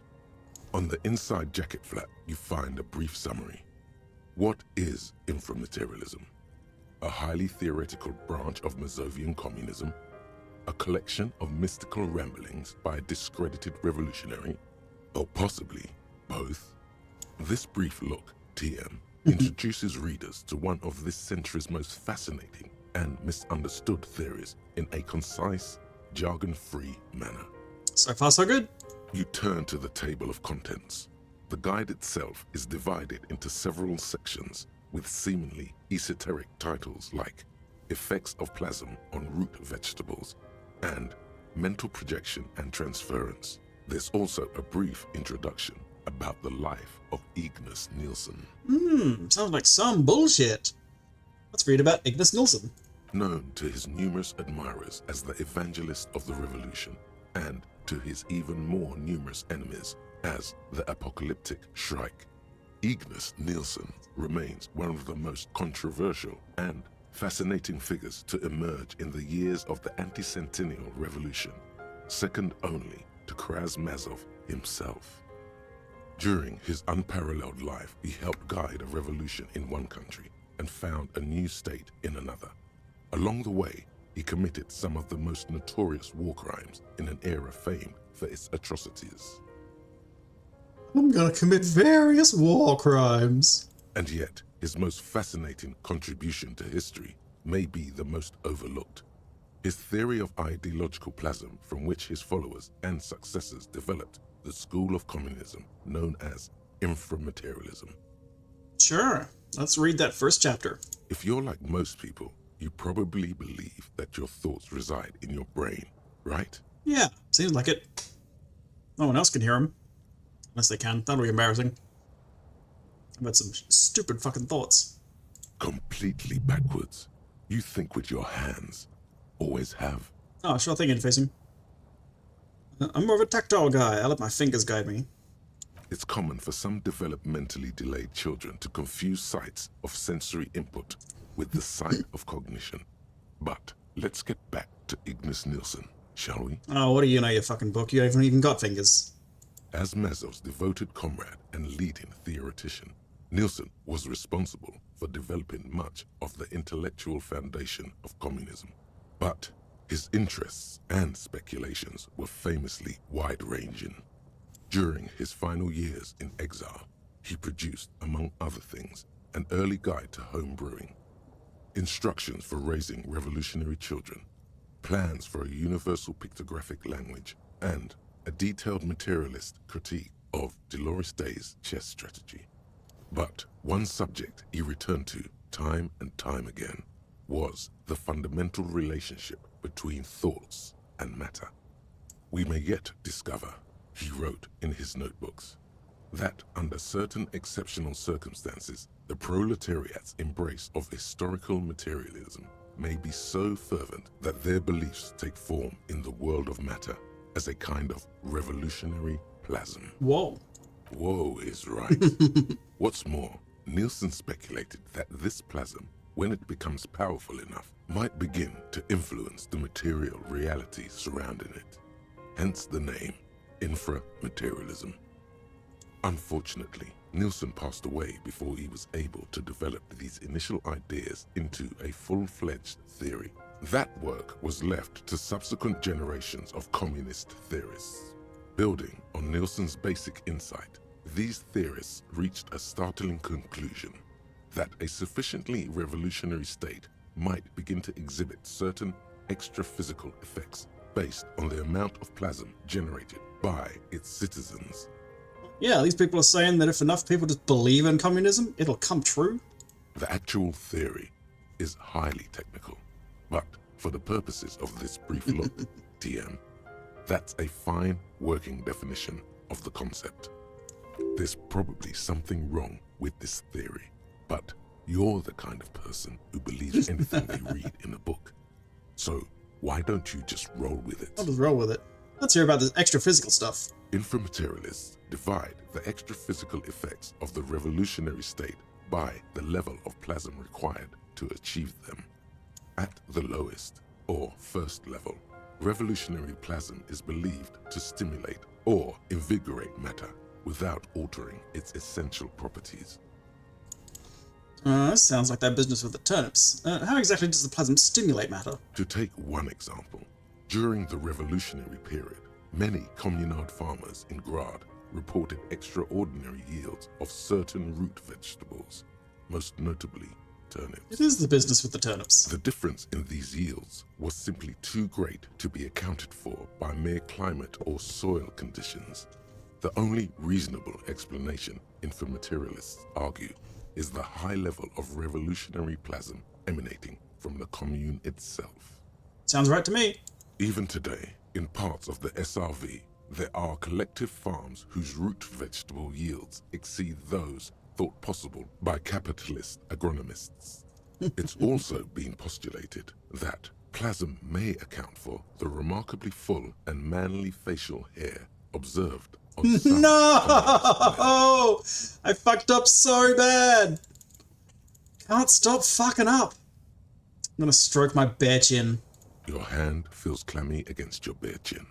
You wipe it along the back of the book and keep reading. Of course, inframaterialists argue that revolutionary plasm may stimulate human physiology in other ways as well. Oh yeah, we're talking about white-hot communist sex, baby. That's correct. Reports from the revolutionary period claim that the most radically devoted communards were able to engage in vigorous intercourse for up to 8 hours at a time. Whoa! I thought you were supposed to see a doctor if it was more than 4. 8 hours? There's no way. Your equipment would be mashed to jelly. To shreds, you say? No wonder the communards couldn't shoot straight. They were too shagged out. Sexual euphoria. Increased sensitivity to stimulation. If you didn't know better, you'd say this plasm stuff sounds a lot like being on amphetamines. And on that note, you feel like you've gotten the general idea of inframaterialism, enough to carry on a basic conversation at least. But if you'd like to go even deeper into some of the more speculative aspects of the theory, you could always read further. The book fits quite snugly into your palm. It would also fit comfortably into a jacket pocket. How long's the day? 2 a.m. feels like it's gonna have something bad happen. That's also just Stardew logic, Stardew rules. We'll read some more tomorrow. Or you reckon? Put my drugs away. And get to Betty bye. The bed is comforting. Oh, It's a bit run down. Still, you've earned a rest. The bed underneath you is soft, if lumpy.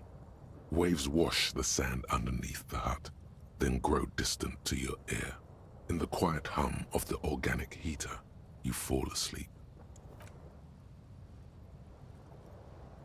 Like a deftly cast fishing net, sleep pulls you out of the world and into its dark shore. The rough mesh chafes, tightening around you, it digs into your brain. Dark shore my ass. I know what this is. How have things been going for you out there? Helped anyone lately? Saved anyone lately? Murdered anyone lately? I helped a couple people. I wouldn't say saved anyone, I don't think. Pretty sure I haven't murdered anyone. Because you know you are a murderer. Bummer, dude. A disco music listening psycho killer who offs poor people. And then forgets about it. Okay, so I'm a murderer and that's bad. Hear that? He doesn't even flinch. Iceman doesn't care about killing people. That's nothing to him. Blackwater, under the bridge. The thing he's really scared of is much, much worse than that. Why are you doing this, limbic system? Leave me alone. I just want to go to bed. I don't want to sleep. I don't want to see the dark. Whatever that means. See how dark it is? That's how dark it is. We're trying to help you. All these processes, these tortures, voices and tremors are all just distractions, flares and countermeasures to keep you from the last dream. The worst of them all. Last dream? The last dream will be total annihilation. Cinders peeling off the fuselage. We won't be there to help you anymore, Harry. We will be dormant. You will be naked and alone. And the air will smell of apricots. Of hell. An ancient sadness, brother. 10,000 years later. In front of the video rental. There is a warm breath on your face again. Everything is okay again. Everything is so okay. Doesn't sound like it'll be okay. Your eyelids flutter open for a moment. When you close them again, you sense the light of the room around you. You're back. In 2 seconds, the alarm will ring. That's not enough seconds. The last thought in your head before waking is, maybe you shouldn't have seen that stained glass window in the church. Not a lot of choice there, Inland Empire. It's fucking huge. It's the whole fucking wall. Should go buy some more morale drugs.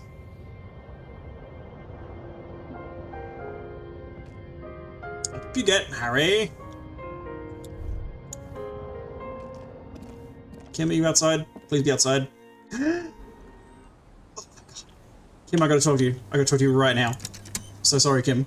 Yes? No! Harry! Be better! I want to talk about you. What about me? Nope. Good. Let's change the subject. Yeah, fuck! I shaved. Yes. I don't know what to say. Perhaps, This is an apology. I knew I shouldn't have shaved. I knew it and I still did it. What an idiot. No, it's okay, I guess. I may have preferred the mutton chops. They sort of seem to cover the... damage. Either way, good on you. You were saying? Ah! Hey, so we've been monitoring you internally, and now we know your copper type. Wasn't Superstar Cop my copper type? What's a copper type? Yes. Guess what's yours? Kinda hoping for Superstar Cop. That is only a ludicrous daydream. Guess again. You're the... Cool Cop? No, you're the sorry cop. The cop who's sorriest. Let's make it official then, shall we? I am sorry. I am sorry to Kim. Of course you are. It's okay. See if you can get something out of this, like info. Or maybe every time you say you're sorry, you get $1 million.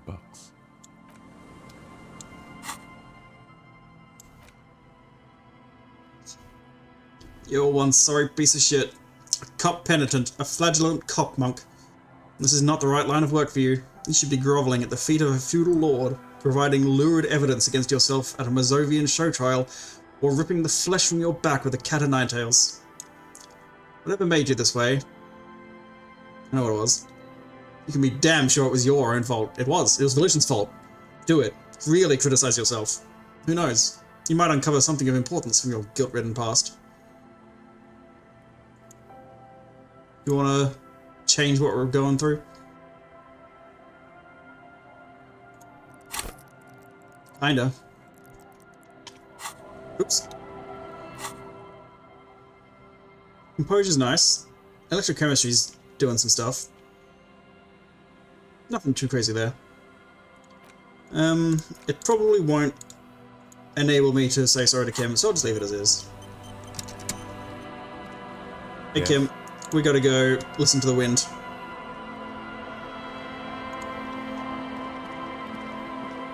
I've got a good feeling about this.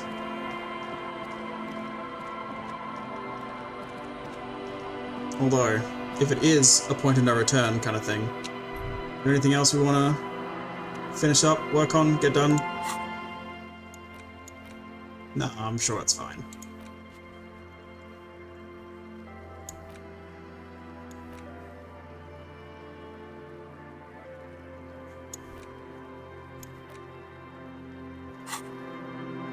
Go for it.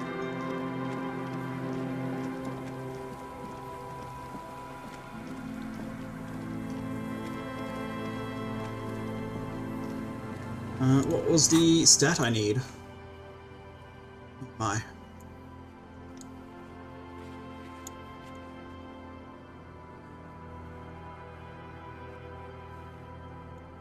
Just shiver. That wall. Wall? The wall's a map? Maybe I do have to unlock it. Bullet holes, mirror, man, clear, blah, blah, blah, blah. Blah, blah, blah, blah, blah, blah. Okay, I don't know. We'll figure it out. The once bright mural towers above you, saying, Feld Electrical, R&D. 92 is pretty high. Could it be even higher? Is this just a waste of time?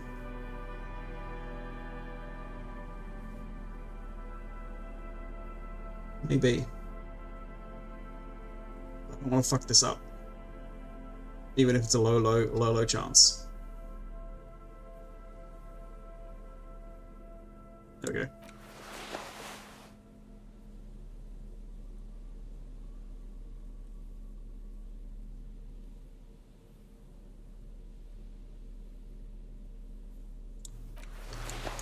Alright, shiver me timbers. The once bright mural towers above you. Suddenly, there's a sigh, carried on the molecules around you, moving, flowing from high pressure to low pressure, like that of a woman emptying her lungs. She wraps the collapsing stone box in front of you in her breath, flowing through it. Where does it go? In through the collapsed roof, flowing down a concrete staircase to the basement, sweeping away footprints in the dust on the stairs, and then the beach below the boardwalk, its winding tunnels, a whisper away. What is happening? She's down there. I think she's down there, below this building. Okay. Why? The wind told me. So, how do we get in there? The doors were on the collapsed side of this building. They're gone, basically. Finally, my time to shine. There's a ladder next to the sign. Perhaps we can climb it, enter through the roof? Perhaps you can climb them. We are not climbing anything. I'm 43 years old, and I plan to live to see 70. There has to be a way to use brute force. Climbing sounds unsafe. Brute force is safe. Look around and find something to break if the ladder fails.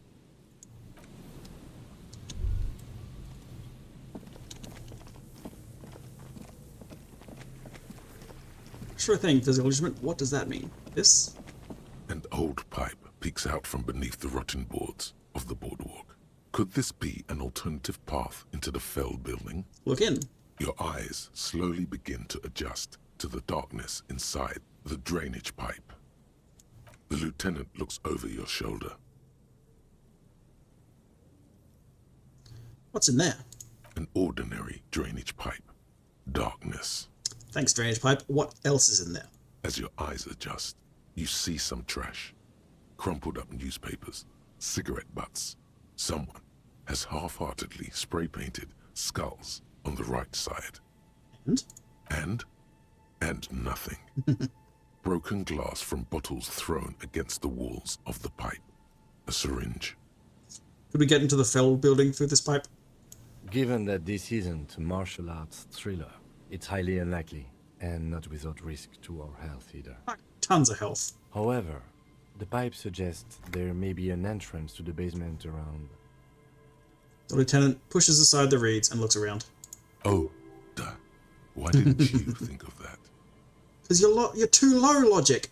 And it's right here. A maintenance door. He points to a rusted metal double door on the right of the pipe, obscured by the reeds. It's jammed shut. The subtle approach isn't going to work on this one. Huh? Oh yeah. Oh yeah. Big boy time.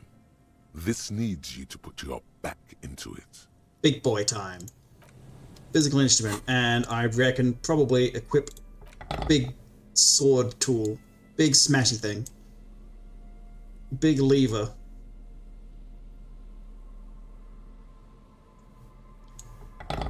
And pry bar. Just all in. What did I just fucking say? It's a red skill, I remember that. Physical instrument, that's it.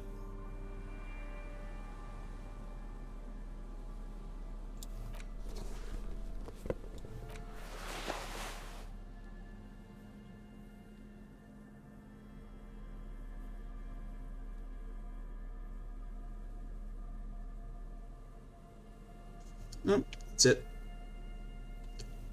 Take off the scarf. There we go. Now we're physical. Behind the pipe, the Rip it to maintenance door, rusted. The metal doors are heavy, and the flaking rust hurts your palms. But together with the lieutenant, you manage to slide them open just enough to squeeze in. Good work. Shall we? We shall.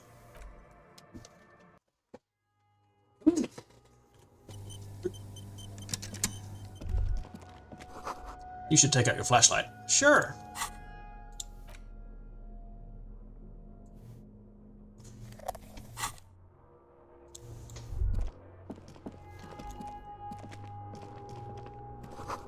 This overturned table is covered in orange mildew, crawling with something.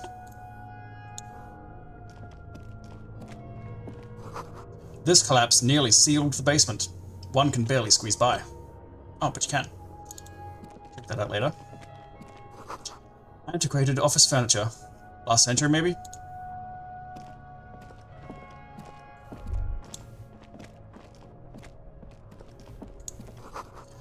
Old file folders in the cart. Documents silvery with mold.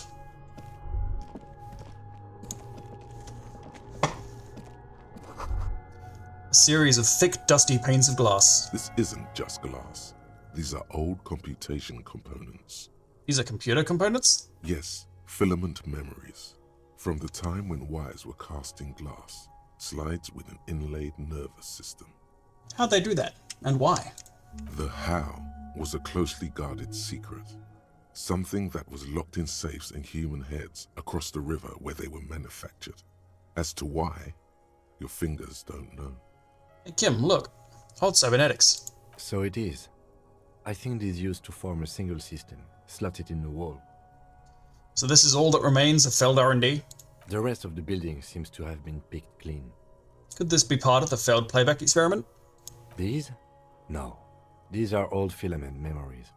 I hope you're not expecting to find that device here. You will be disappointed. Ooh! Inter-Ecelary suit jacket.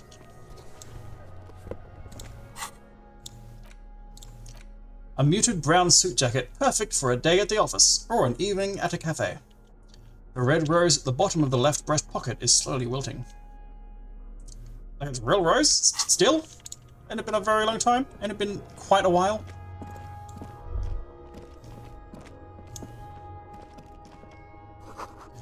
In the beam of the flashlight, a crevice in the wall. Ooh. Keep it secret, keep it safe. Stale fabric smell and dust. No one slept here in months, maybe years. Oh! A revolutionary's hat. +1 to Mazovian socioeconomics. Obviously we need that. Hell yeah. An Ushanka with the Mazovian logo. Pair of deer antlers on its silvery white front. Your ears feel cuddled and cared for by the state. This hat is so soft, so warm. It wraps around your head, and your mind tingles with all manner of socio-economic theory. This is in Ushanka, right? Kraz Mazov would have worn this Ushanka. Mazov knew where to cook those thoughts. That's why it bears a Mazovian logo. Glory to the revolution, comrade. Whether you like it or not, wearing this hat has made you more communist. Revolutionary propaganda on the bunk bed. Ancient flyers and brochures. These pots and plates are full of dust and spiderwebs. A mustachioed and mutton-chopped man, amateurishly depicted, gazes at you with sad eyes. A plaque reads, K. Mazov. There is a spiderweb in the lower left corner of the portrait. Brush the dust off the portrait. Years' worth of dust is shaken off. The full head of hair, matched by an ample moustache and sideburns, look a bit silly. Someone crouches, heels digging into wet sand. Hands sweep across the sand, grains sticking to the frayed skin of the fingertips. An old man sits on a slab of concrete and taps his fingers against the glass of a scope. You shudder. I wonder, who is K. Mazov?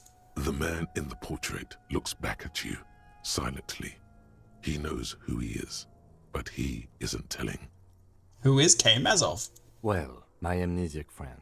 Mazov is the father of scientific communism. His theories about economic history greatly influenced, some would even say sparked, the anti-centennial revolution. So my comrades were here. If you wish. At any rate, looks like some Mazovians were hiding out here, but left a long time ago.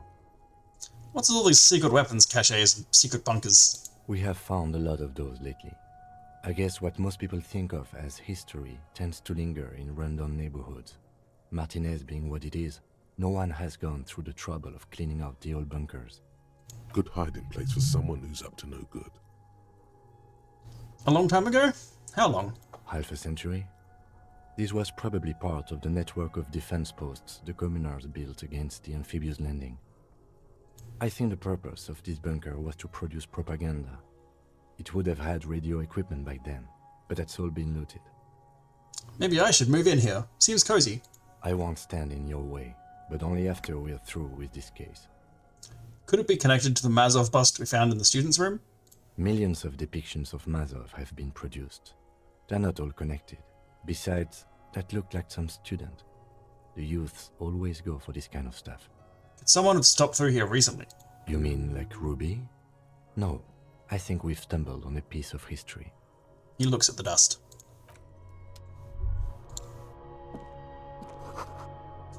Same slit window you saw from outside. Alright.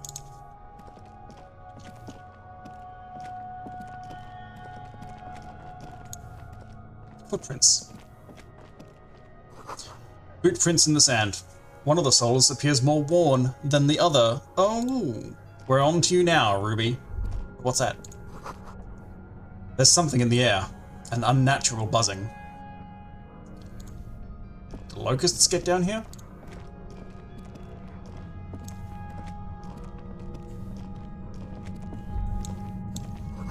It's getting louder, the buzzing sound.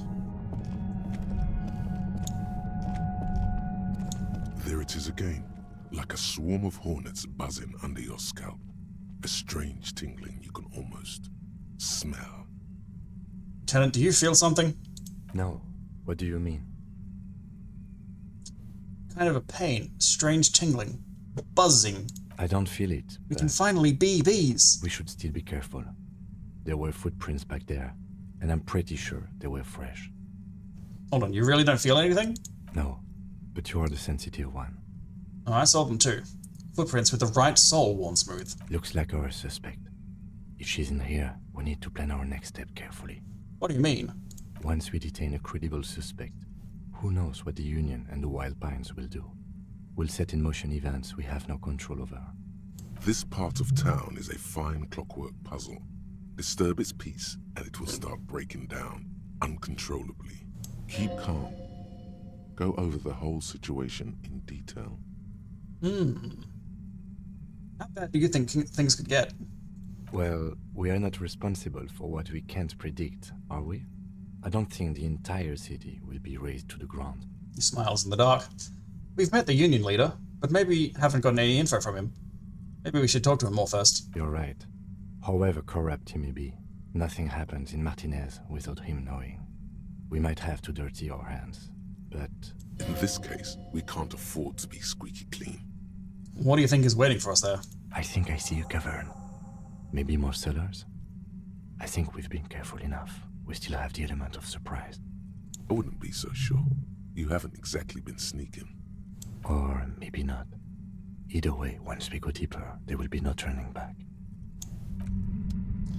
Hey lass, I think maybe I found the point of no return. Just guessing. Do I want to go talk to, what's his name? Everett? Kinda. Like, it seemed like that would probably be a list of a whole bunch of things to work on. If you haven't, like, done them yet. So I'm gonna go do that.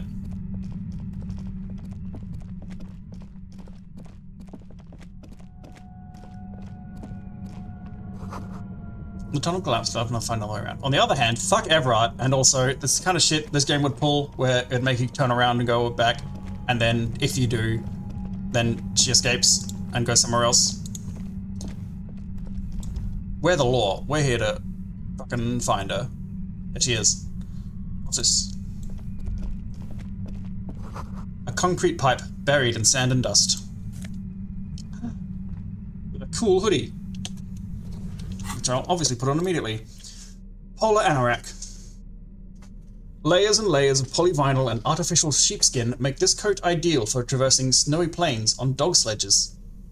Somehow you knew it would be waiting for you underground in a sunken pipe, and you found it. It's as if the city gifted it to you to keep you safe. I'm looking fucking cozy. Looking warm as hell. Get any warmer? Put the armor on. What if she tries to shoot me in my feet or my hands? I'm prepared. 40 cents, definitely need that. $1.15. Wouldn't being that warm be nice right now? Heater's on here, and I don't think it's fucking doing anything. Suddenly, oh shit, your entire body is paralyzed. Aggressive white noise fills your skull. A strange pain, like you've never felt before. Through the static, you hear a woman's voice. Oh, the buzzing. It's like 1,000 radio stations are being blasted into your head all at once. But her words are the only ones you can make out. I know you're feeling pretty uncomfortable right now. Don't move too much or fight it. That'll just make it worse. Can't say it's a pleasure, officer. I was really hoping not to make your acquaintance. But here we are. As she says the word officer, you feel a spike in the agony.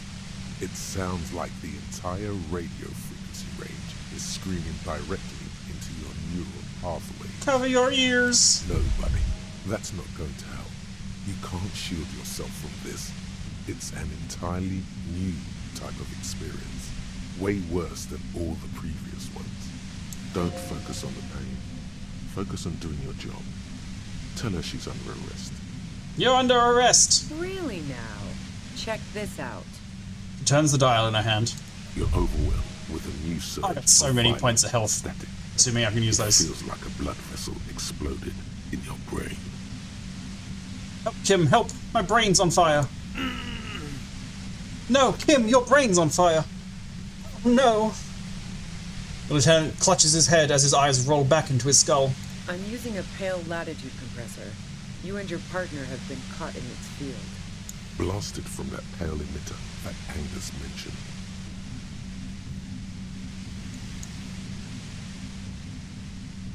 I saw your equations. It's the ULAN frequency. Saw my equations? You've been sniffing through my lorry, right? I expected as much.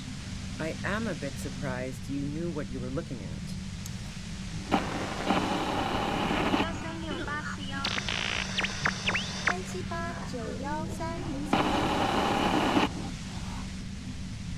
Keep your eyes on Ruby. A pale latitude compressor is used to sort of make the pale more manageable. With a lot of these, you can force a radio signal grid on the pale, literally crunch the distance across it. Signals are relayed across a series of repeater stations fixed to buoys. Not a fun job manning those stations. All alone out there in the pale, people lose their minds in just a few years. So, what we are experiencing is a concentration of radio waves. Gestures towards something with great effort. Precisely. This is an industrial strength paraboloid. It's meant for forcing dimensions on something that doesn't have them. Needless to say, the frequencies used are out of this world. What's she find? Really good headlights. At the upper limit is the large prime number generator station. It's used specifically for pale latitude compression. That's why you may be hearing some numbers. but you might also hear, or think you're hearing, local radio chatter. She's been holed up in here for a while with no one to talk to. Keep her talking, and you just might get an opportunity to break loose. How'd you get your hands on this thing? I built it myself. She nods toward her torture device. And she's proud of it too, as she ought to be. This is way beyond your abilities. That's illegal. I'm guessing it's patented. But we are beyond that, aren't we? Oh yeah, way beyond. She studies her death ray and the law officials trapped in it. Will I stay like this forever? No. Once I shut down the compressor, the pain will end. It may take a few minutes for you to steady yourself, though. It's a bit like waking out of a very confusing dream.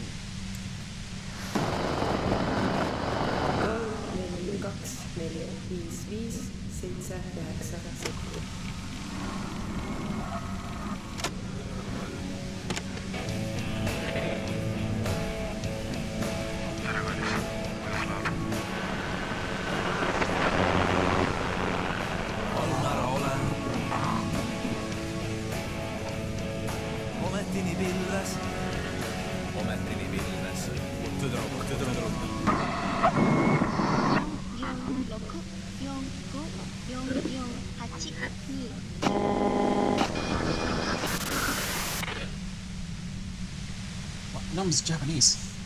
Have you experienced the compressor yourself? Yeah, I stuck my head in there before using it on you. It seemed like the ethical thing to do. Can't say that I enjoyed it. The field was weaker, but I can imagine what you're going through. This is all great, but let's talk about the man who was killed. Yeah, let's not talk about that shit. You were hunting me and fell into my trap instead.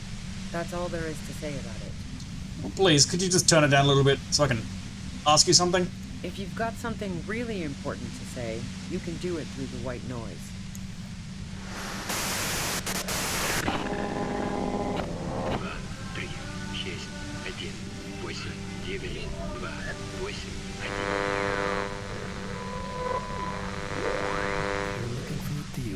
Mattress. I'm looking for a deal on mattresses. Speed freaks! We need a new mattress right now.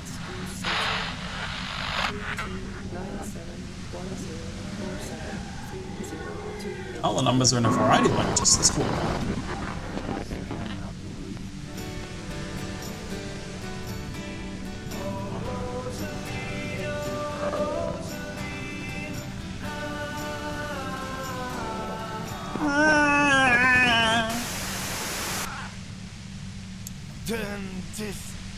The lieutenant clutches his head, grimacing. God damn it. She regards you and Kim with sudden sympathy. Fine. If you really want to talk, I can dial it down. I've also got a gun, by the way. She steps reluctantly out of the shadows. The pain lessens. The gun she's carrying is a 2-barreled front loader, not like the murder weapon. Well, it doesn't feel much better, but you can form sentences now. Thinking doesn't seem to hurt as much. Just keep her talking, and you'll get through this. How'd you know we were coming? I heard you in the passages, and I've been preparing for quite a while. By hiding bullets under floorboards? So you found my shack, huh? My shack now. I'm not surprised. She didn't rat you out, by the way, Isabel, the washerwoman. So nice. That's one knife I didn't want to find in my back. Why hide the bullet, though? This could have turned out pretty bad for me if you hadn't walked right into 25 bands of ultra-high frequencies. Did you shoot Lely? No, I didn't do it. I only helped stage the lynching, though I doubt that makes much of a difference to you. Who ratted me out, by the way? Was it Titus? No, he wouldn't have broken first. You're right. Claudia was the first to share her suspicions. Oh, I knew the kitten had claws, but not like this. But she couldn't have known I was on the coast. How did you find me? Your boys told us where you were. My boys?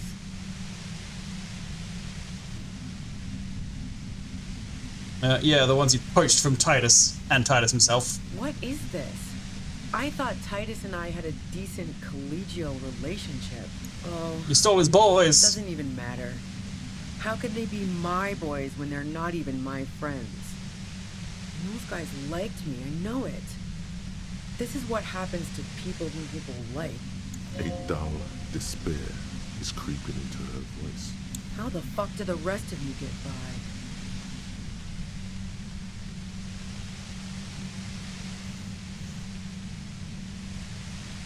Wasn't it you who called me the human can opener? It's not personal. I opened them up. I did, didn't I? Now you've come for me. Fuck them all the same. I do it by asking questions, and I have some for you. Like what? I already told you I didn't do it. I probably should have smashed the thing up at my first chance. I want to smash it. I want to smash it so bad. Would you say Lily was a likable person? I didn't like him. Hardened mercenaries aren't particularly likable types. Did you feel protective of the Union? Yeah, sure. And I didn't like Wild Pines sending in those foreign hirelings. Me and a fuck ton of other people around here. You don't feel sympathy for mercs? It's hard work. Plenty of broken people who don't come with that kind of body count. Besides, they're paid well for what they do. I have other questions. I'm listening. You have an alibi for when Lily was shot? Man, I was with the boys the whole night. I hope they at least bothered to impress that upon you. I don't remember how long it was. I feel like it's 15 minutes. 15 feels right to me. Feels familiar. Sounds like the number I've heard before. They did say you left to take a really long leak. 15 minutes. Yeah, and I'm sure they also made some funny remarks about it. They always do. I've driven a lot of long haul and chugged a lot of beer, man. Can't do either without some power of mind over bladder. And anyway, that wouldn't have been enough time. Hold on, no one takes a 15-minute leak. Look, fuck you, man. I might also have stopped by the bar. Alright, our investigation, has shown that 15 minutes was just enough time to commit the murder. Wow. Now I'm curious. Please, explain. Play a lot of pinball? No. Not since I was 14 and hanging out in the only diner in Dardun. Haven't been into low-risk, no-reward games since moving to the city. Why? Never mind the pinball then. There's a secret way from the whirling bar to the roof. Don't know it. But also, the shot couldn't have come from the roof. Or we would have all heard it downstairs. She has a point there. No one mentioned. The pain stops him from finishing the sentence. That didn't go super well. You've got to lay something better on her. Rocked up a gun. Rooftop doesn't work. Did you leave flowers for Claudia on the roof? No. Gifts of flowers and candy aren't really my style. These weren't just flowers. They were symbols of revolution. So now I'm leaving revolutionary symbols around? Come on. But Claudia was mourning? I never did understand why, when someone dies, a hothouse's worth of flowers has to die too. Alright, so I guess you didn't leave Mabel's. No, I did not.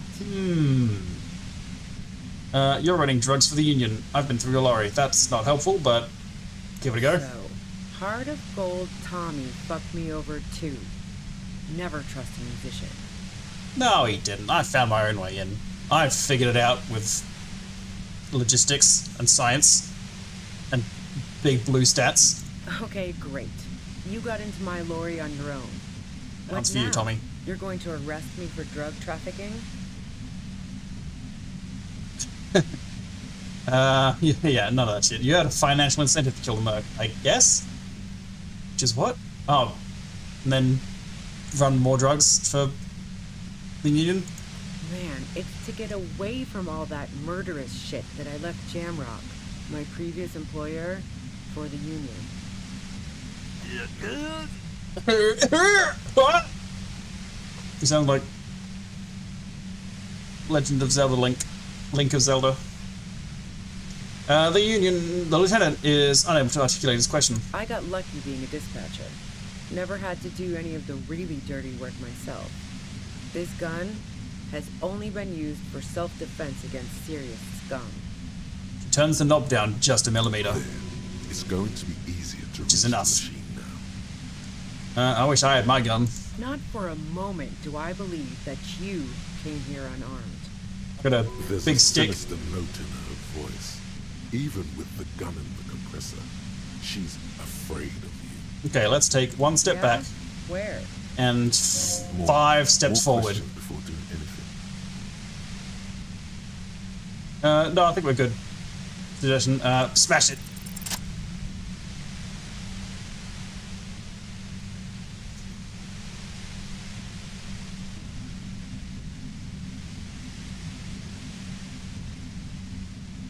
Why isn't she shooting me here? You did it. The compressor lies broken on its side. It's quiet in your head again. It still hurts like hell, but... You okay, Kim? Kim, you good? All good, officer. Be careful. She looks at the machine, assessing the damage. Her hand trembles. Oh, fuck it. Oh! No! If she kills herself, you'll get her gun. Hand-eye, what the fuck? What are you doing? Problem solving. Ma'am, put the gun down. That's not the solution to your problems. You are... Oh, yes it is. Not a high chance. Let's go. Oh, come on, 28. You should know the words to say. You've been here yourself. So why is it not coming to you? I have been here myself, but that was for a bit. I died and I had to restart the save, and I don't remember that timeline. You got erased by game mechanics. Why am I standing here like an idiot? Because you've misread the situation from the beginning. And now her finger squeezes the trigger. Come on, one idea. I need one idea. A smirk crosses her face as she watches you stand there, mute. Then she exhales sharply, shakes her head, and pulls the trigger. What the fuck? You watch as her brains trickle out through her neon hair. Oh god. Fuck. Fuck indeed. What did we just do? I don't know if it's we. It might be we. Let's just check in with Kim. Kim, what do you think? Our job. It went really bad. And now we need to clean it up. She killed herself. I failed to talk her down. Lieutenant Yefreitor Dubois, control your emotions. We did our job. This won't be the worst thing that happens on this case, believe me. You can't let this break you. There is no coming back from this one. It will stay with you in nightmares. Okay. What do we do now? We clean up. It may take days for processing to pick up her body. We need to move it somewhere. That tent there.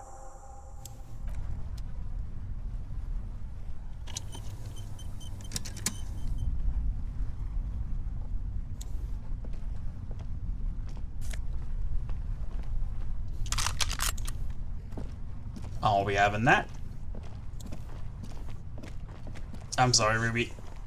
My volition. Nope, volition is fine. My. Stands by dispassionate. I don't remember which one it was. Rhetoric? My blue stats was just too low. I'm just too beefy. Not a thought behind those eyes. The plain red tent stands by dispassionately. It was pitched by practiced hands. She was used to camping out. Look inside. You see a rolled up sleeping bag and personal belongings. We should put her in the sleeping bag, so the rats don't get to her. Okay, let's carry her over here. The lieutenant nods.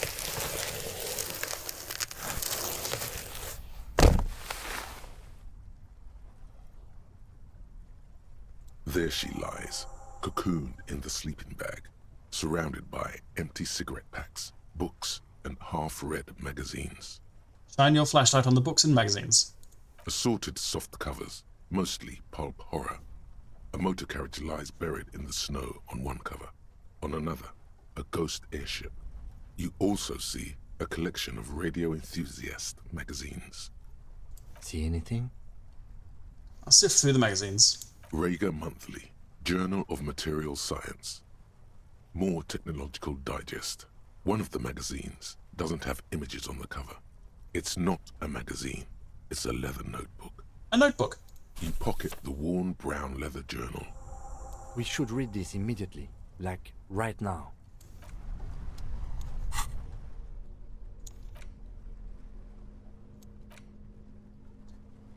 Nachtwey A80 pepperbox pistol. This double-barreled pistol is a compact, no-nonsense design, more durable than precise.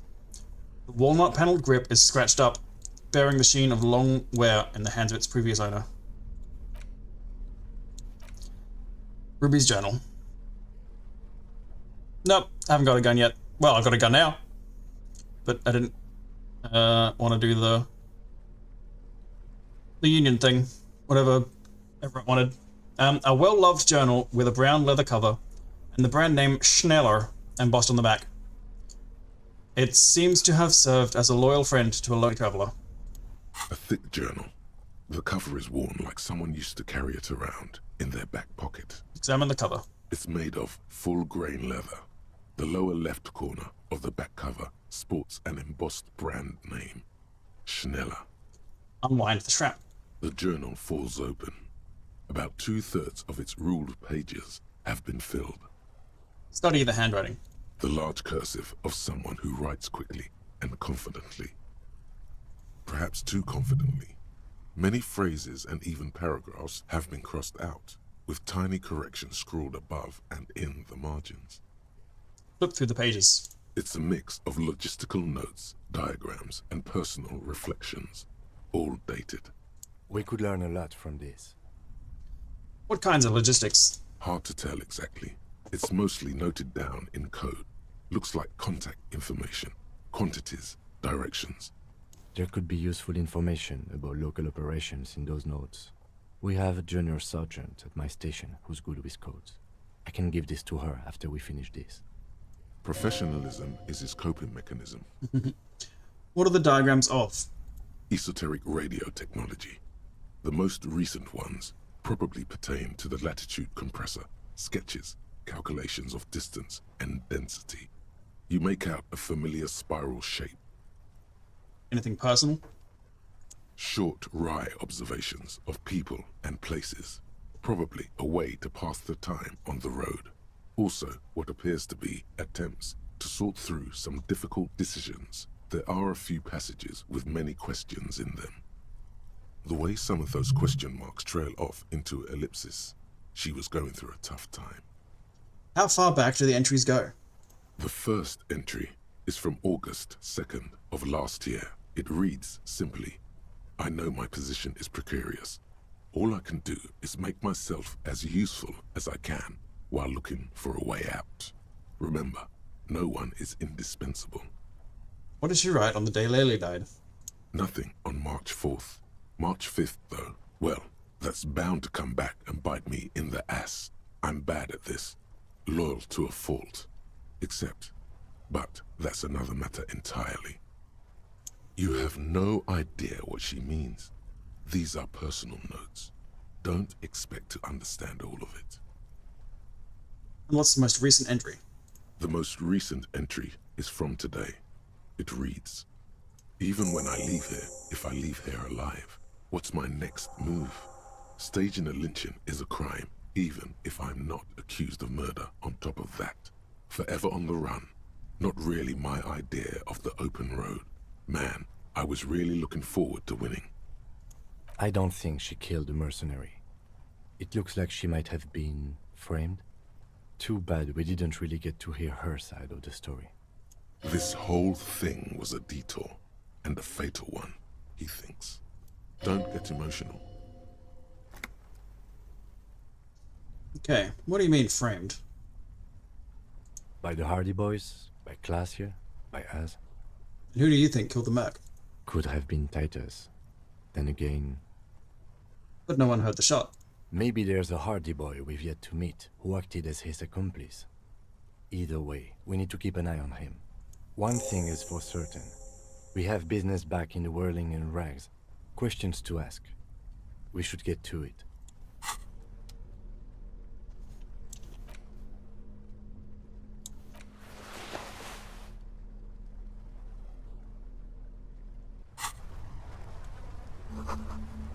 Cooking utensils. She has prepared herself porridge with bananas.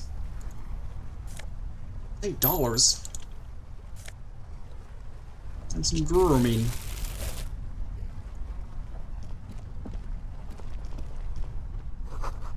Dark water trails into the distance. There is no way out. The plain red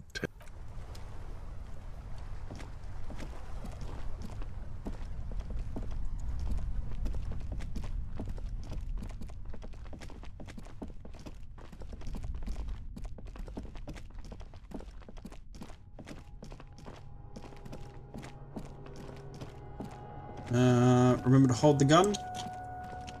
Like, equip it once and something will happen? Or just have it on all the time and something will happen? Nah, that's alright. If we need it, it'll come up. Surely.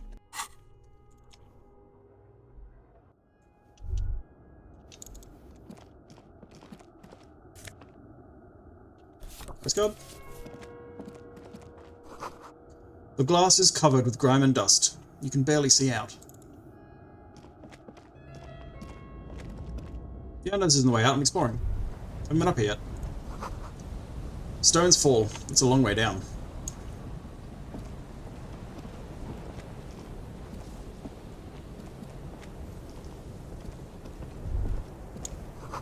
The gusts of wind. The height feels dizzying.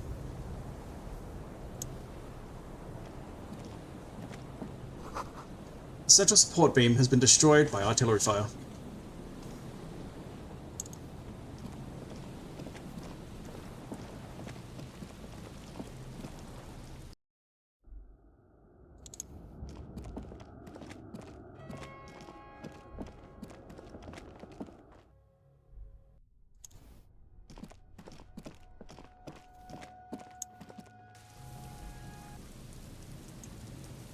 Alright, 9 o'clock. Should be able to talk to the library now.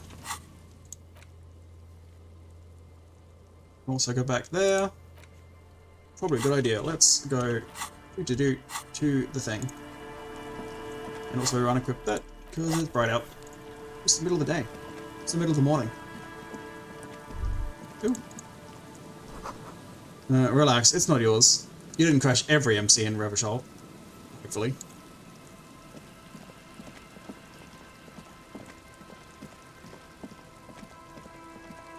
Was enough? Nope.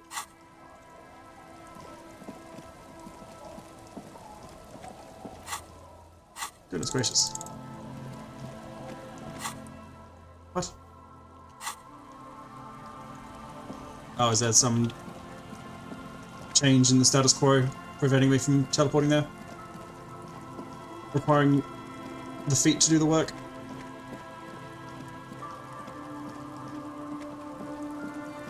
Oh, you know what? It's been a little bit of time. The trap is full of locusts, but they seem weak and unhealthy. No, they changed.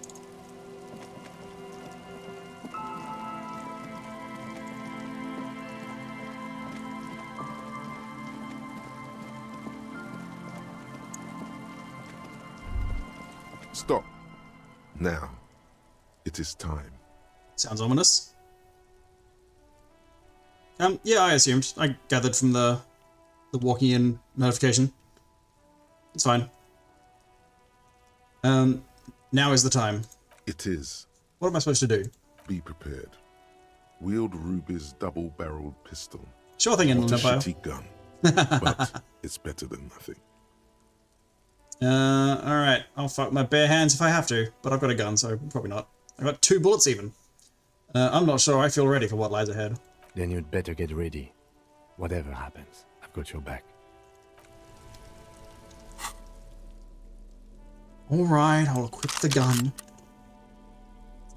What's probably the gun stat? Yellow or red? It's yellow, right? It's Hyundai. So I'll also equip some speed. You gotta go fast. Got the most of this speed. I'm all out of shits to give, loincloth. Welcome to the fucking reckoning. Put your damn gun down. People are gonna get hurt. We need to talk this through. All right? Shut up! Not gonna talk yourself out of this, loincloth shit fuck. This is the scab leader. His chest rises and falls under the ceramic breastplate. His fingers reach for the butt of his sidearm. There's something very wrong with him. He's dangerous. This is a misunderstanding. Nothing irreversible has happened yet. You can just return to your unit and forget all about this. Well, I'm not sure about that, Elizabeth. Who is the other mercenary? The Kipt is merciful. Have we seen someone willing blonde? to spare us if we just forget about our murdered and humiliated commander. Oh, don't think so. Who the fuck is that? I think we should just kill everyone, Corty. I think I've met you. You are all drunk. Come to your senses. You won't gun down 7 people in the middle of the street. This isn't a frontier town or a jungle outpost. Easy, Lizzie. Let me handle it. I know guys like this. I'm sure we can come to a peaceful agreement. Ain't that right, fellas? Peaceful. It sounds like the armored figure is weeping. Nest in your abdominal cavity like a little wild mouse. The masked man's words are barely intelligible, but you can hear them. Fuck, there's the third one. How did we miss something like this? This third one, he is the most dangerous of them all, heavily armed. What do we do? My plan is not to get killed, but we have to intervene. We're out of time. This is... The Mercenary Tribunal. Stop! This is the law. This is the coppers. Please only shoot me in my hands and feet. Get lost, comedian. You cops had your chance.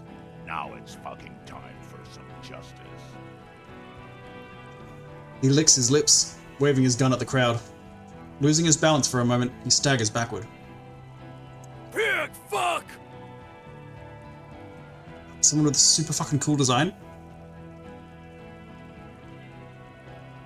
We should say, just like, the helmet's kind of cool looking. Easy now. No one needs to die here today. Oh, people are gonna die today. We're not leaving it like this. These tribals hung him up for everyone to see. Looks like a Embo from Star Wars. No one is going to kill anyone. Let's just put the guns down and talk like civilized human beings.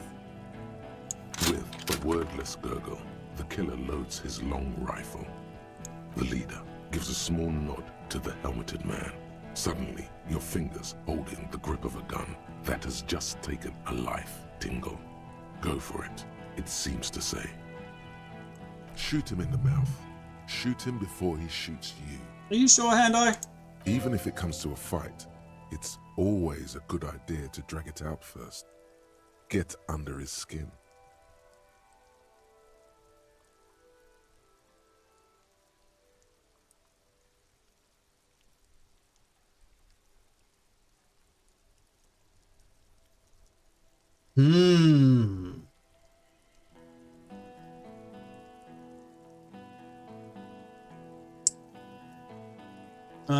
Who's that? I didn't know you had a third guy. Nobody told me about which is like a fourth guy technically, I think. Rude. Rude is the killer. Rude, the killer. Owen Cloven. He doesn't talk much. All of you cunts inside out. What was that, Rude? Beg your pardon, sorry? What was that? Rip you open. The killer? The gunner. The raddest. The killer. He's the gunner. She's the raddest. Like, radiation kind of thing? Dunno. And Rude's the killer. He points to the figure clad entirely in ceramic plate. What do you think he does? There, on the rim of Owen Cloven's helmet, you count little stick figures. 19, 20, 21. He kills? Smart loincloth. He fucks natives up. Soldier of the apocalypse style. Now is the time. Stop waiting. Alright. One of these is probably like the good ending option. But this is what I'm good at. This is red playthrough. And we got 2 whole bullets to use. So I'm gonna go with this. Let's just talk about Claudia first. Claudia can explain everything. Who the fuck is that? Glacia, the woman upstairs. Where is she? She left! God, what the fuck are you doing here? What am I doing? My fucking establishment is under fire! You know how much windows cost? What do you mean she left? She left! Her room's cleaned out! Right before these assholes showed up! We should have arrested her. The lieutenant whispers, his eyes still on the armed mercenaries. Hey, Bushman! Your little cunt isn't gonna help you out of this one! Bruv, chill out a little bit. For God's Take like 3 steps tell back. them the Hardys didn't do it. Present a case. Rhetoric, you're bad though. Listen, they didn't do it. Yeah? Who did? Ah, fuck.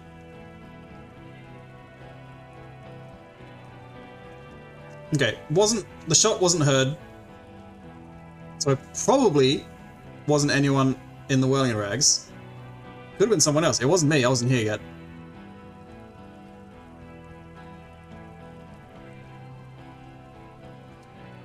Ruby was there.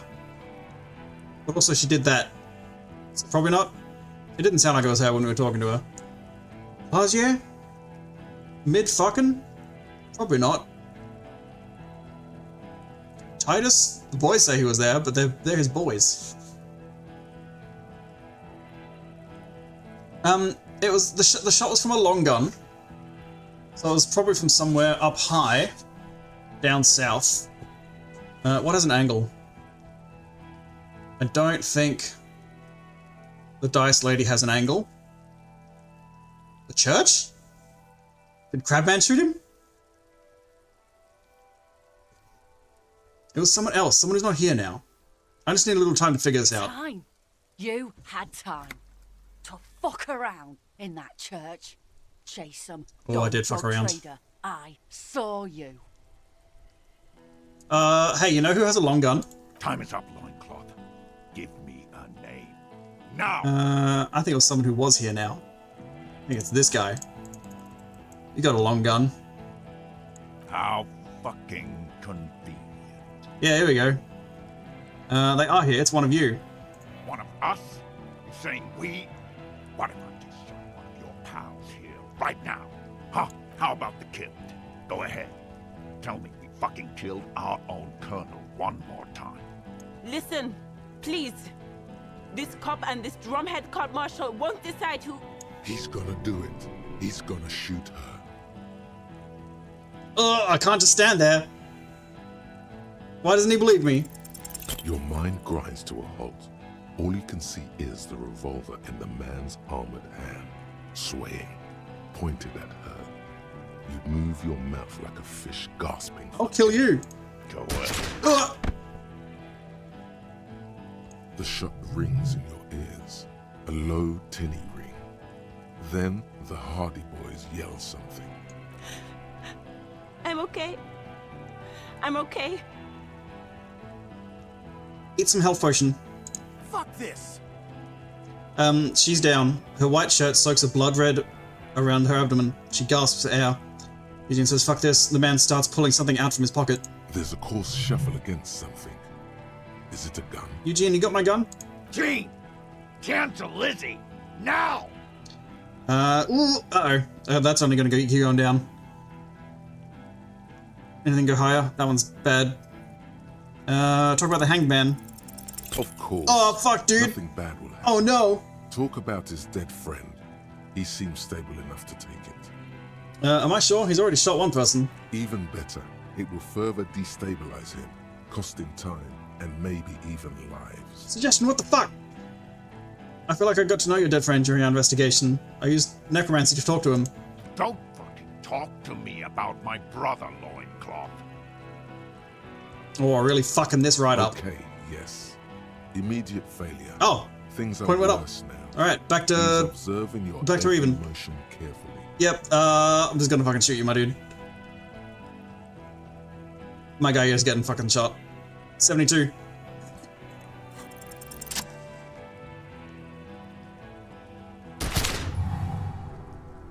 A plume of smoke and fire erupts from the gun, and your hand goes numb from the explosion.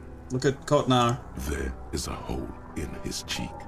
Blood gushes out as he stumbles backward, eyes filled with rage and disbelief, gurgling, muttering something unintelligible. His lips, moving, swollen with fear, are trying to say, shoot him, but he can't.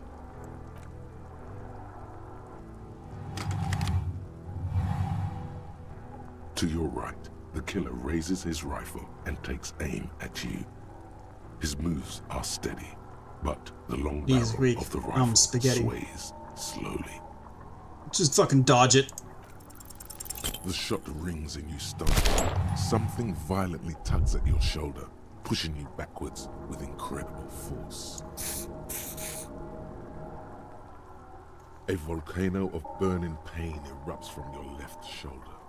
The pain flows over your entire body like an awful shock. A grim knowing rises from within. Half of your body must be gone. God, please. Lieutenant says quietly, without trembling. He aims, face pale. Then, 2 shots ring backwards, and you hear a scream. But you're too hurt to see who got hit. Who screamed? Glenn, dying in a puddle of blood behind you. No, Glenn! His mangled torso has 2 gunshot wounds. Blood gushes out of them like red geysers. I'm kind of okay with that. Glenn, you're kind of an asshole. But I'll try and save everyone else. Crazed eyes stare at you through all the smoke and the panic. With blood gushing from his face, the man raises his pistol at you. Then he squeezes the trigger. Look him in the eye. The look of vengeance, framed in blood, lips shaking. This is the last thing he'll do on Earth. But he will do it. He is your end. Here it comes. No, I'll dodge it. Death.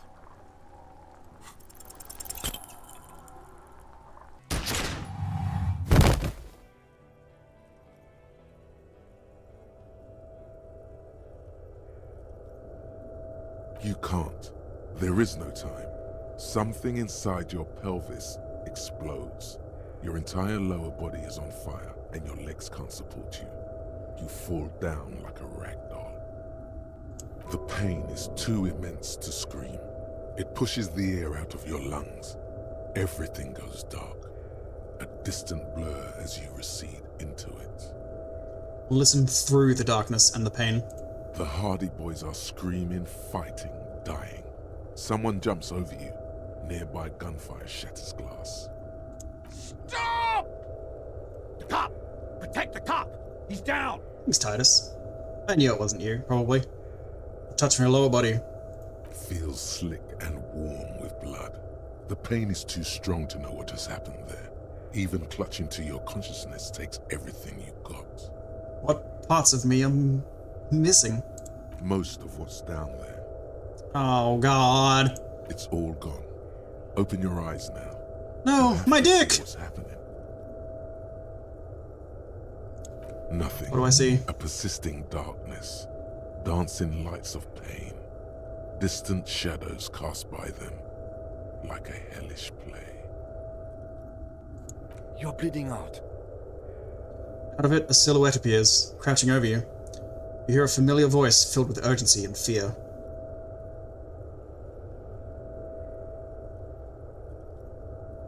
Live fast, die old.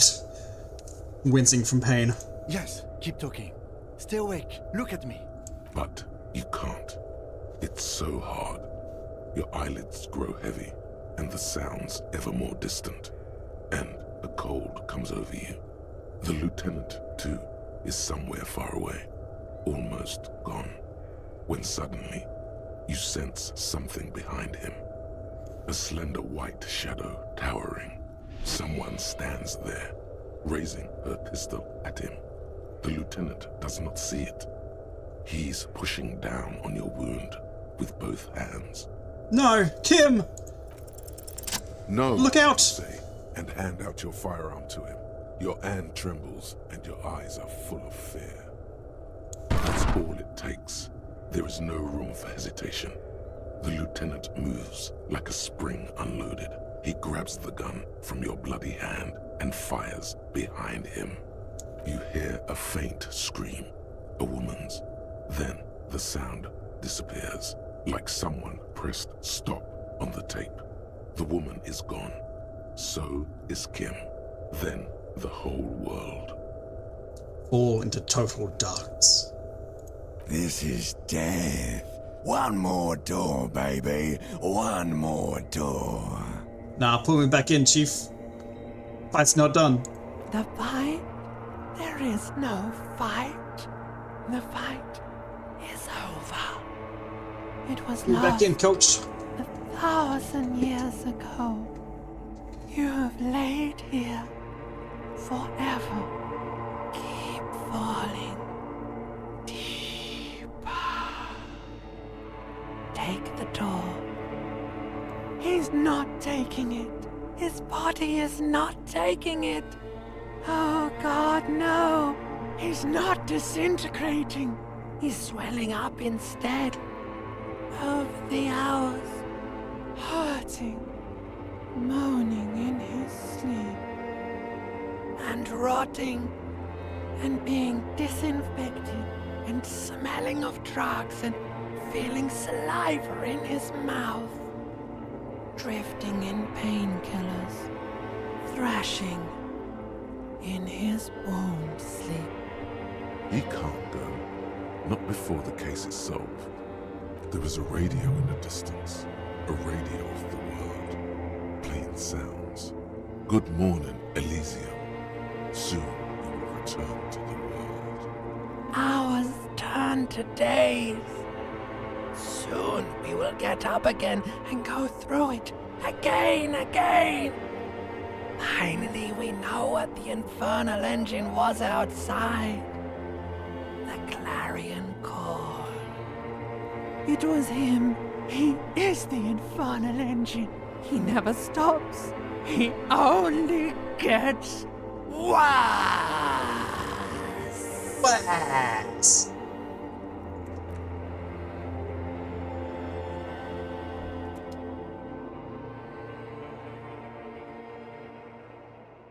You see the lieutenant's familiar shape in the orange jacket. It turns double, then triple, from the pain. Yeah. Sunrise, Parabellum. What? He never wore it. That line doesn't make any sense. The lieutenant says, he's in the middle of a freshly cleaned room, with a fan above his head like a halo. His face is covered in bruises. Ouch. It's not ouch time yet. You just got the Dramamine pill an hour ago. Wait until it wears off. The room. It's clean. Mr. Gart cleaned it. It took him an entire day. What was he doing the last 6 days? I was on 5 when I was... It's 2 days. 2 days. 2 in days. and out. You've been up enough to take Dramamine and curse. And drink water. You took off the piss jacket, Kim? I'm not going to say that. He never wore it. This is nonsense for that line to be there. What did you say sunrise for? What's Sunrise about? Parabellum. Sunrise, prepare for war. It's an old revolutionary saying. Oh, a communist revolutionary saying? Is it war today? Didn't we just have war? We just had war the other day. The gates of the harbor are boarded up. The streets are a little more empty. Apocalyptic violence is yet to erupt, I am relieved to say. He looks out the window. The fixed window. I think we may have held it off, for now. Barely. Ouch. That's right. Ouch, indeed. So what happened? What happened? You shot the major in the face. A firefight ensued. Is he dead? Yes. You're a real killer, Harry. Gulp. As retaliation, the rifleman shot you. He hit. With his carabine. I was looking for a clear line of sight. When I found it... He sounds a tiny bit sorry he did not find it before you got hit. I shot and wounded him, while Glenn took a bullet in the spine. It was meant for me. He did not survive. There's a pause. Titus, Fat Angus, and Theo charged. Angus and Theo did not make it. They both died before they made it to intensive care. Titus survives. So do Alain and the musician. I forget his name. Eugene? Yes, he's still alive too. Mm-hmm. You were bleeding out. You said something, I don't know what. And you warned me. I was able to disarm Officer DePaul before she got the jump on me. I killed her.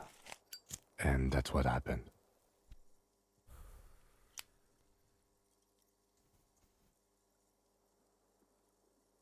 And they're all dead? All three of the contractors? I thought you only smoked one a day. This is the one. Fair enough.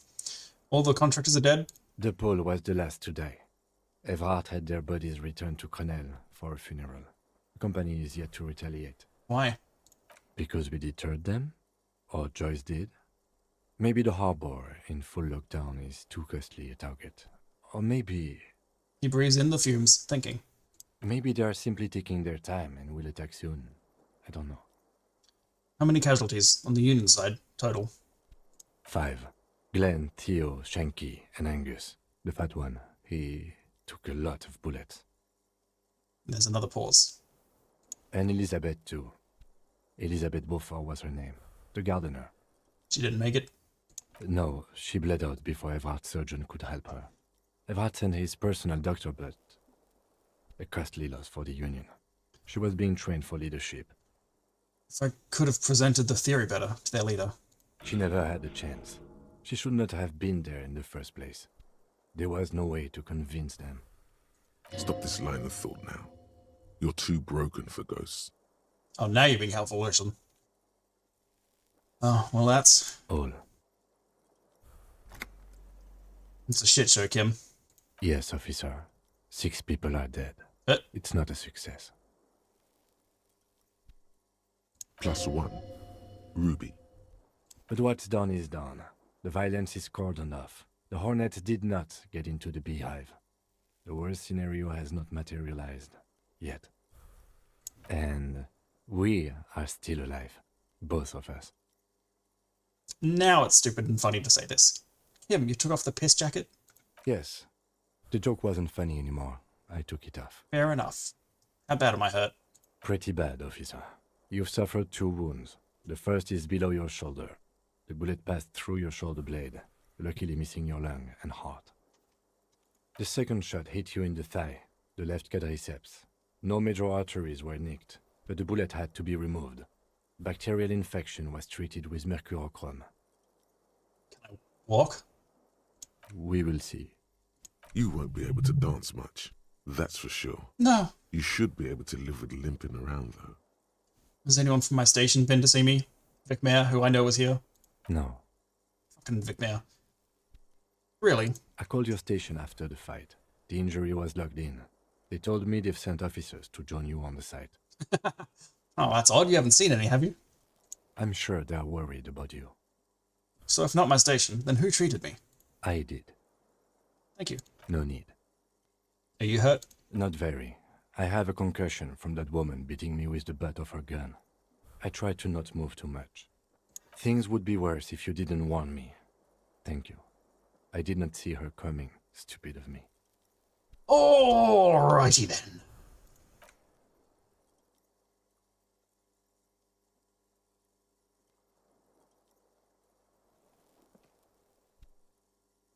Easy now. The lieutenant turns double again before your eyes. An orange hue of pain. Your balance is way off. You feel like you're about to fall over on that thing. How are you?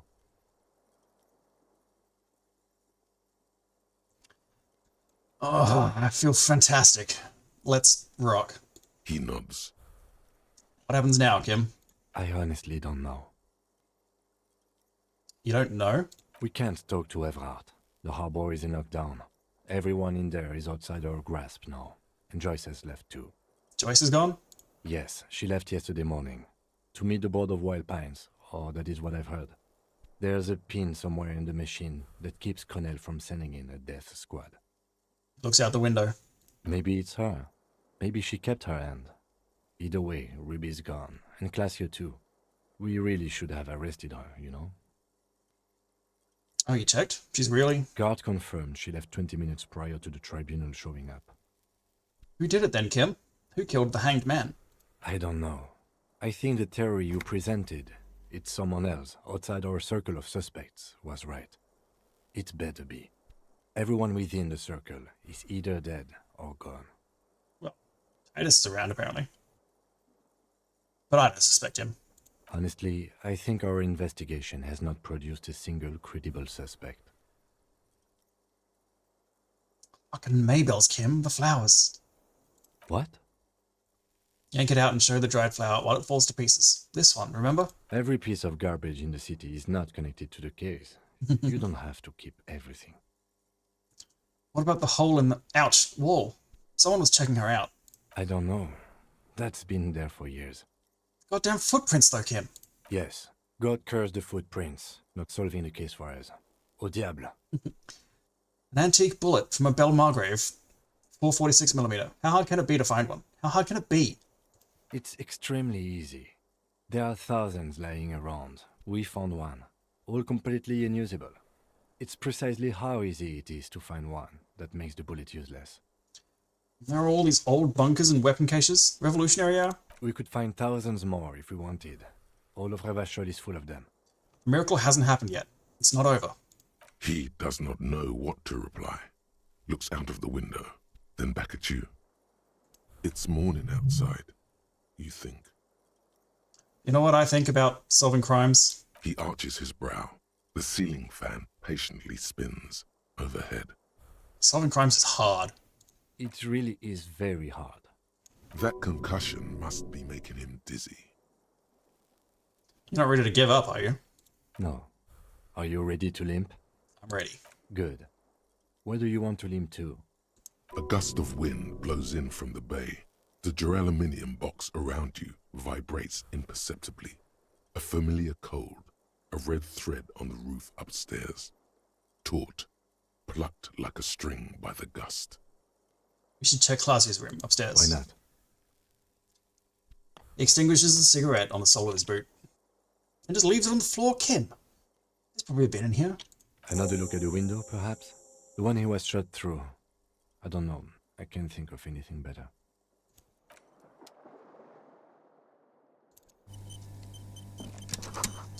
The Stereo 8 player has been reunited with its right speaker.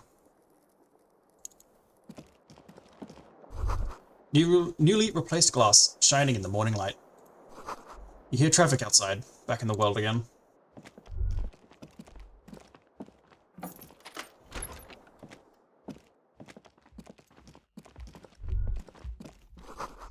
Ouch, that leg hurts. Maybe if you don't run, it'll be okay.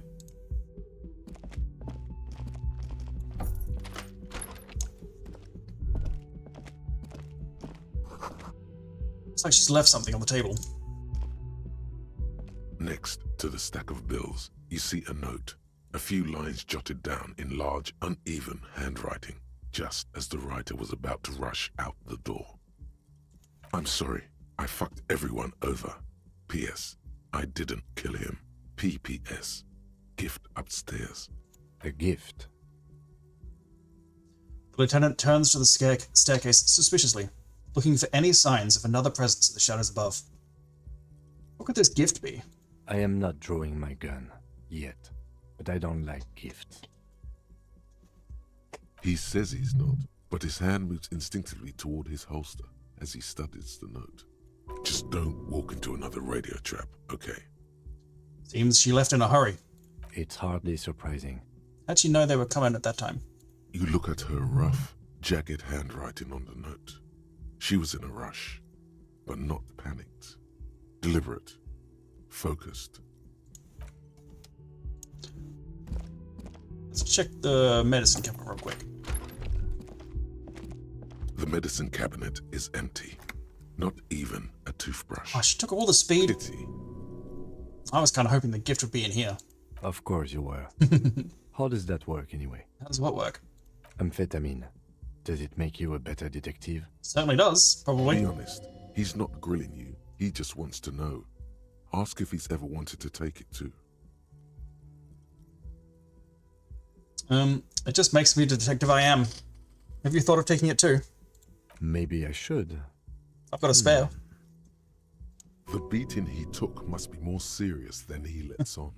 Doesn't the pupils and the gurning jaw, the sweating, doesn't it become tiring after a while?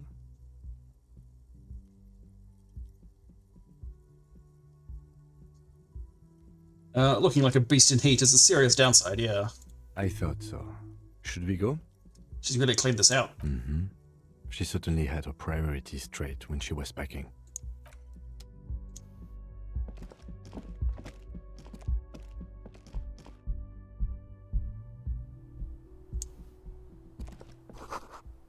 A red thread made of nylon. It leads out of the room and onto the roof. Yeah, this is what I was thinking of. The shot came from that way, you know? Line. This window is pristine, at least on the inside. A red thread has was the been dice taped to lady. the glass using adhesive tape. It trembles ever so slightly in the cold wind. This is ballistics. She's left a trajectory for us. Visual calculus, medium 11. What happened here? High chance of success, because I've heard what happened. I got shot and I'm angry. And the red thread shows the trajectory. Golden light melts away into the blue, glassy darkness of your mind. In it are two neon-lit shapes, a man and a woman on the single bed. What position are they in? Like the witness said, the man is kneeling, the woman is on her back. It's the night of March 4th and a shot has just been fired. The man looks directly at the woman. The shot's possible directions converge in his mouth, a ray cast from somewhere outside, entering his brain. The red thread bisecting the room shows the trajectory of the bullet. Where does it come from? From the roof outside, location A prime. The glass fractures around the bullet hole. Shards face inwards like a corona behind the woman's back. Where does the thread lead? Maybe if you extrapolate all possible points of origin first, the thread will make sense. Inspect the ghostly figures. The man does not know the bullet has entered his brain. He never will. Death comes faster than the realization. Have a look at point A, the roof. Ruby ruled this out vehemently. The shot would have been heard from downstairs, where no one heard it. The likelihood of A prime has fallen drastically. You may be looking for a sniper. Yeah. The shot had to come from a greater distance, beyond A prime. Should we extrapolate to include every possible point of origin in Martinez? Yeah, VisiCalcs. Go ahead and extrapolate that. According to your map of the district, this shot could have come from a wide angle of locations, starting with the northern edge of the abandoned boardwalk, ending with an islet in the bay. Let's call them B prime. And more precisely? B prime for boardwalk, B double prime for Land's End, and B triple prime for the islet detective. There may be smaller points in between, but those are too fine to zoom in on. Let's have a look at point B prime, the boardwalk. 700 meters away. The likeliest of these B positions, 20% chance. A skilled sniper could have made the shot, provided he had a safe sniper's nest. Even with the light on inside, we're talking military training. At that distance, the perpetrator would have had to take wind direction into account. Watch out! Oh, you wretched beast! Oh dear. Whew. I'll just take a quick minute to fix all that. Oh, goodness gracious me. Alright, so, my lovely sweet little orange idiot boy, my cat Jones, tried to jump up onto the pillow that was on my lap that I was leaning on, which fell off my lap, and then he got tangled up in my headphone wire and put claws into my leg. Are you good? Jones got me. What happened? He fell off my lap. I was sleeping and I hear swearing and He's a little bitch boy. ruckus. What did you do? Fell off my lap, clawed my leg, got tangled in this. Pulled the whole thing out. Oh, you little beast. Oh. He's a little motherfucker. Oh dear. Well, that was eventful. Sorry to wake you. It's okay. It's just I was really worried. I was like, oh my god, what happened? Because I was like, I didn't think it was the game because I was like, that doesn't sound like game. That's not the kind of sound you get from Disco Elysium. What is going on? I was breaking into the house. I was so concerned. Okay. Can you take him? I'll take him.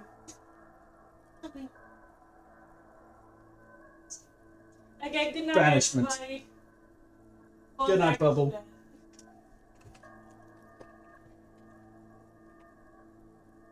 So where were we? Okay. Even with the light on inside, we're talking military training. At that distance, the perpetrator would have had to take wind direction into account. Point B double prime, Land's End. That's the spot with the tower probably and the thing. The thing, you know the thing. Wow, there's like a whole bunch of stuff over there. Have I missed like a good chunk of this game? I've missed a huge chunk of this game. What am I talking about? The like little radio tower at the next to the trap. Land's End. 1.2 kilometers away, the least likely of these positions. Let's say 3%. A truly skilled sniper could have done it, possibly from a tent. No, too far-fetched. And let's look at point B triple prime, the islet. A point in the game that I have not seen. 1 kilometer away, an unlikely point of origin. Beyond the docks somewhere, on an islet in the Bay of Martinez, Islet, perhaps. that's right. There are islets there, badly charted as they may be. The shot would have been a small miracle, 5% likelihood. There is an extremely narrow field of view from the bay to the window, between Rue de Saint-Ghislain 8B and 33A.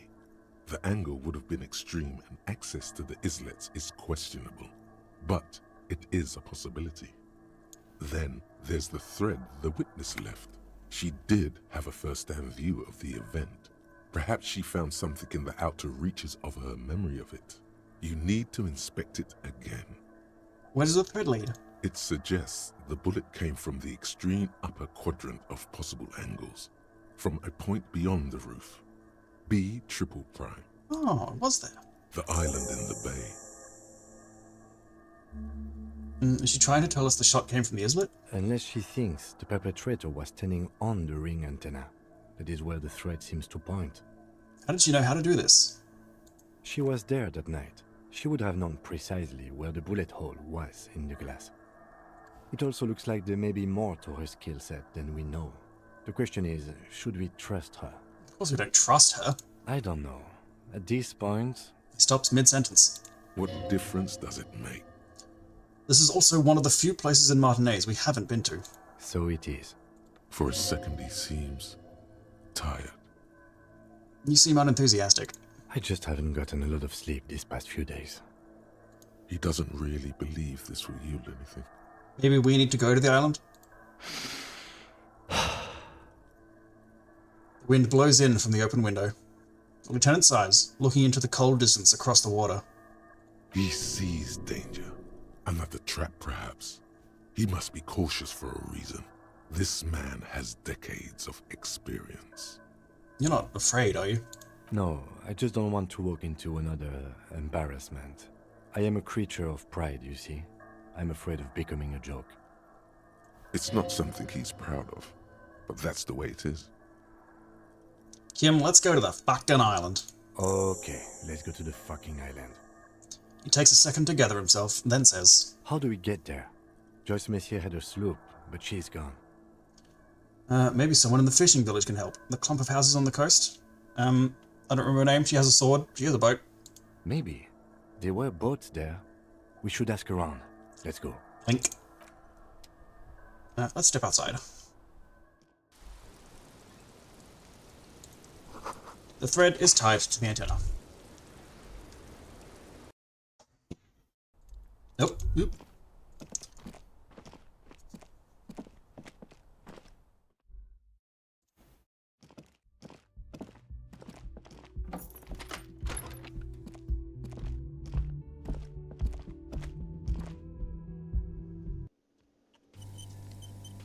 Hey, God, that shit was crazy. Oh, you're up. It's good to see you back on your feet. Did you like your room? I cleaned it for you. I did, thank you. Big improvement. You're welcome. I thought it would be nice for you to wake up in a clean place after you, let's be fair, defended this establishment and its clientele from gunfire. Some of its clientele didn't super succeed on most of them. I give credit where credit is due, and that, sir, was a nice shot. I was watching until you hit him. Crawled inside then. Bullets started flying. Anyway. He really wants you to realize that he was also on the balcony looking by, in the danger zone, so to say. I wish you a quick recovery. Also, you and your partner are staying here free now. This establishment supports cops. The stay is free, the drinks are not. It just felt I needed to specify that. Where did everyone go? Oh, you know, people don't tend to stick around after shootouts. Turns out they're not good for business. What happened to the man with the sunglasses?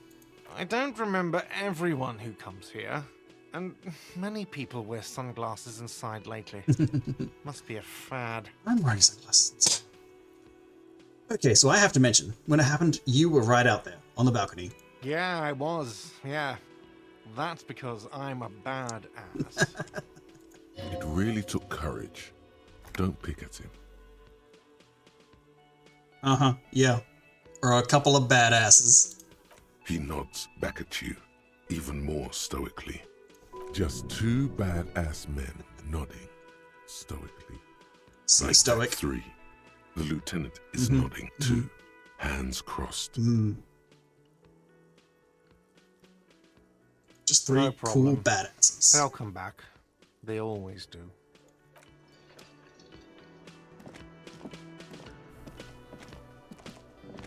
Hey, purple shirt guy. Hi again, gendarme. Oh, it's you. Before we use a bit of composure. Bye-bye, gendarme. Bye-bye, gendarme. How many points we got? We got a good couple of points. Stick some composure in.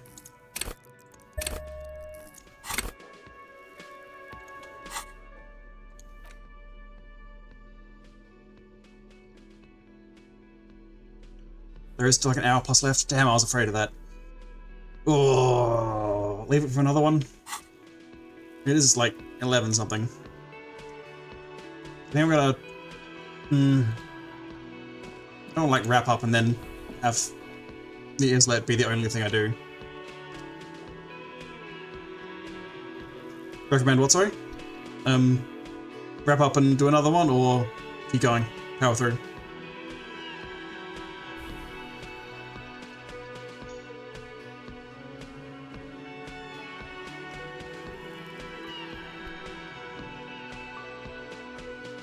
For this one? Yeah, that's what I'm thinking. We're in a pretty nice spot to leave it.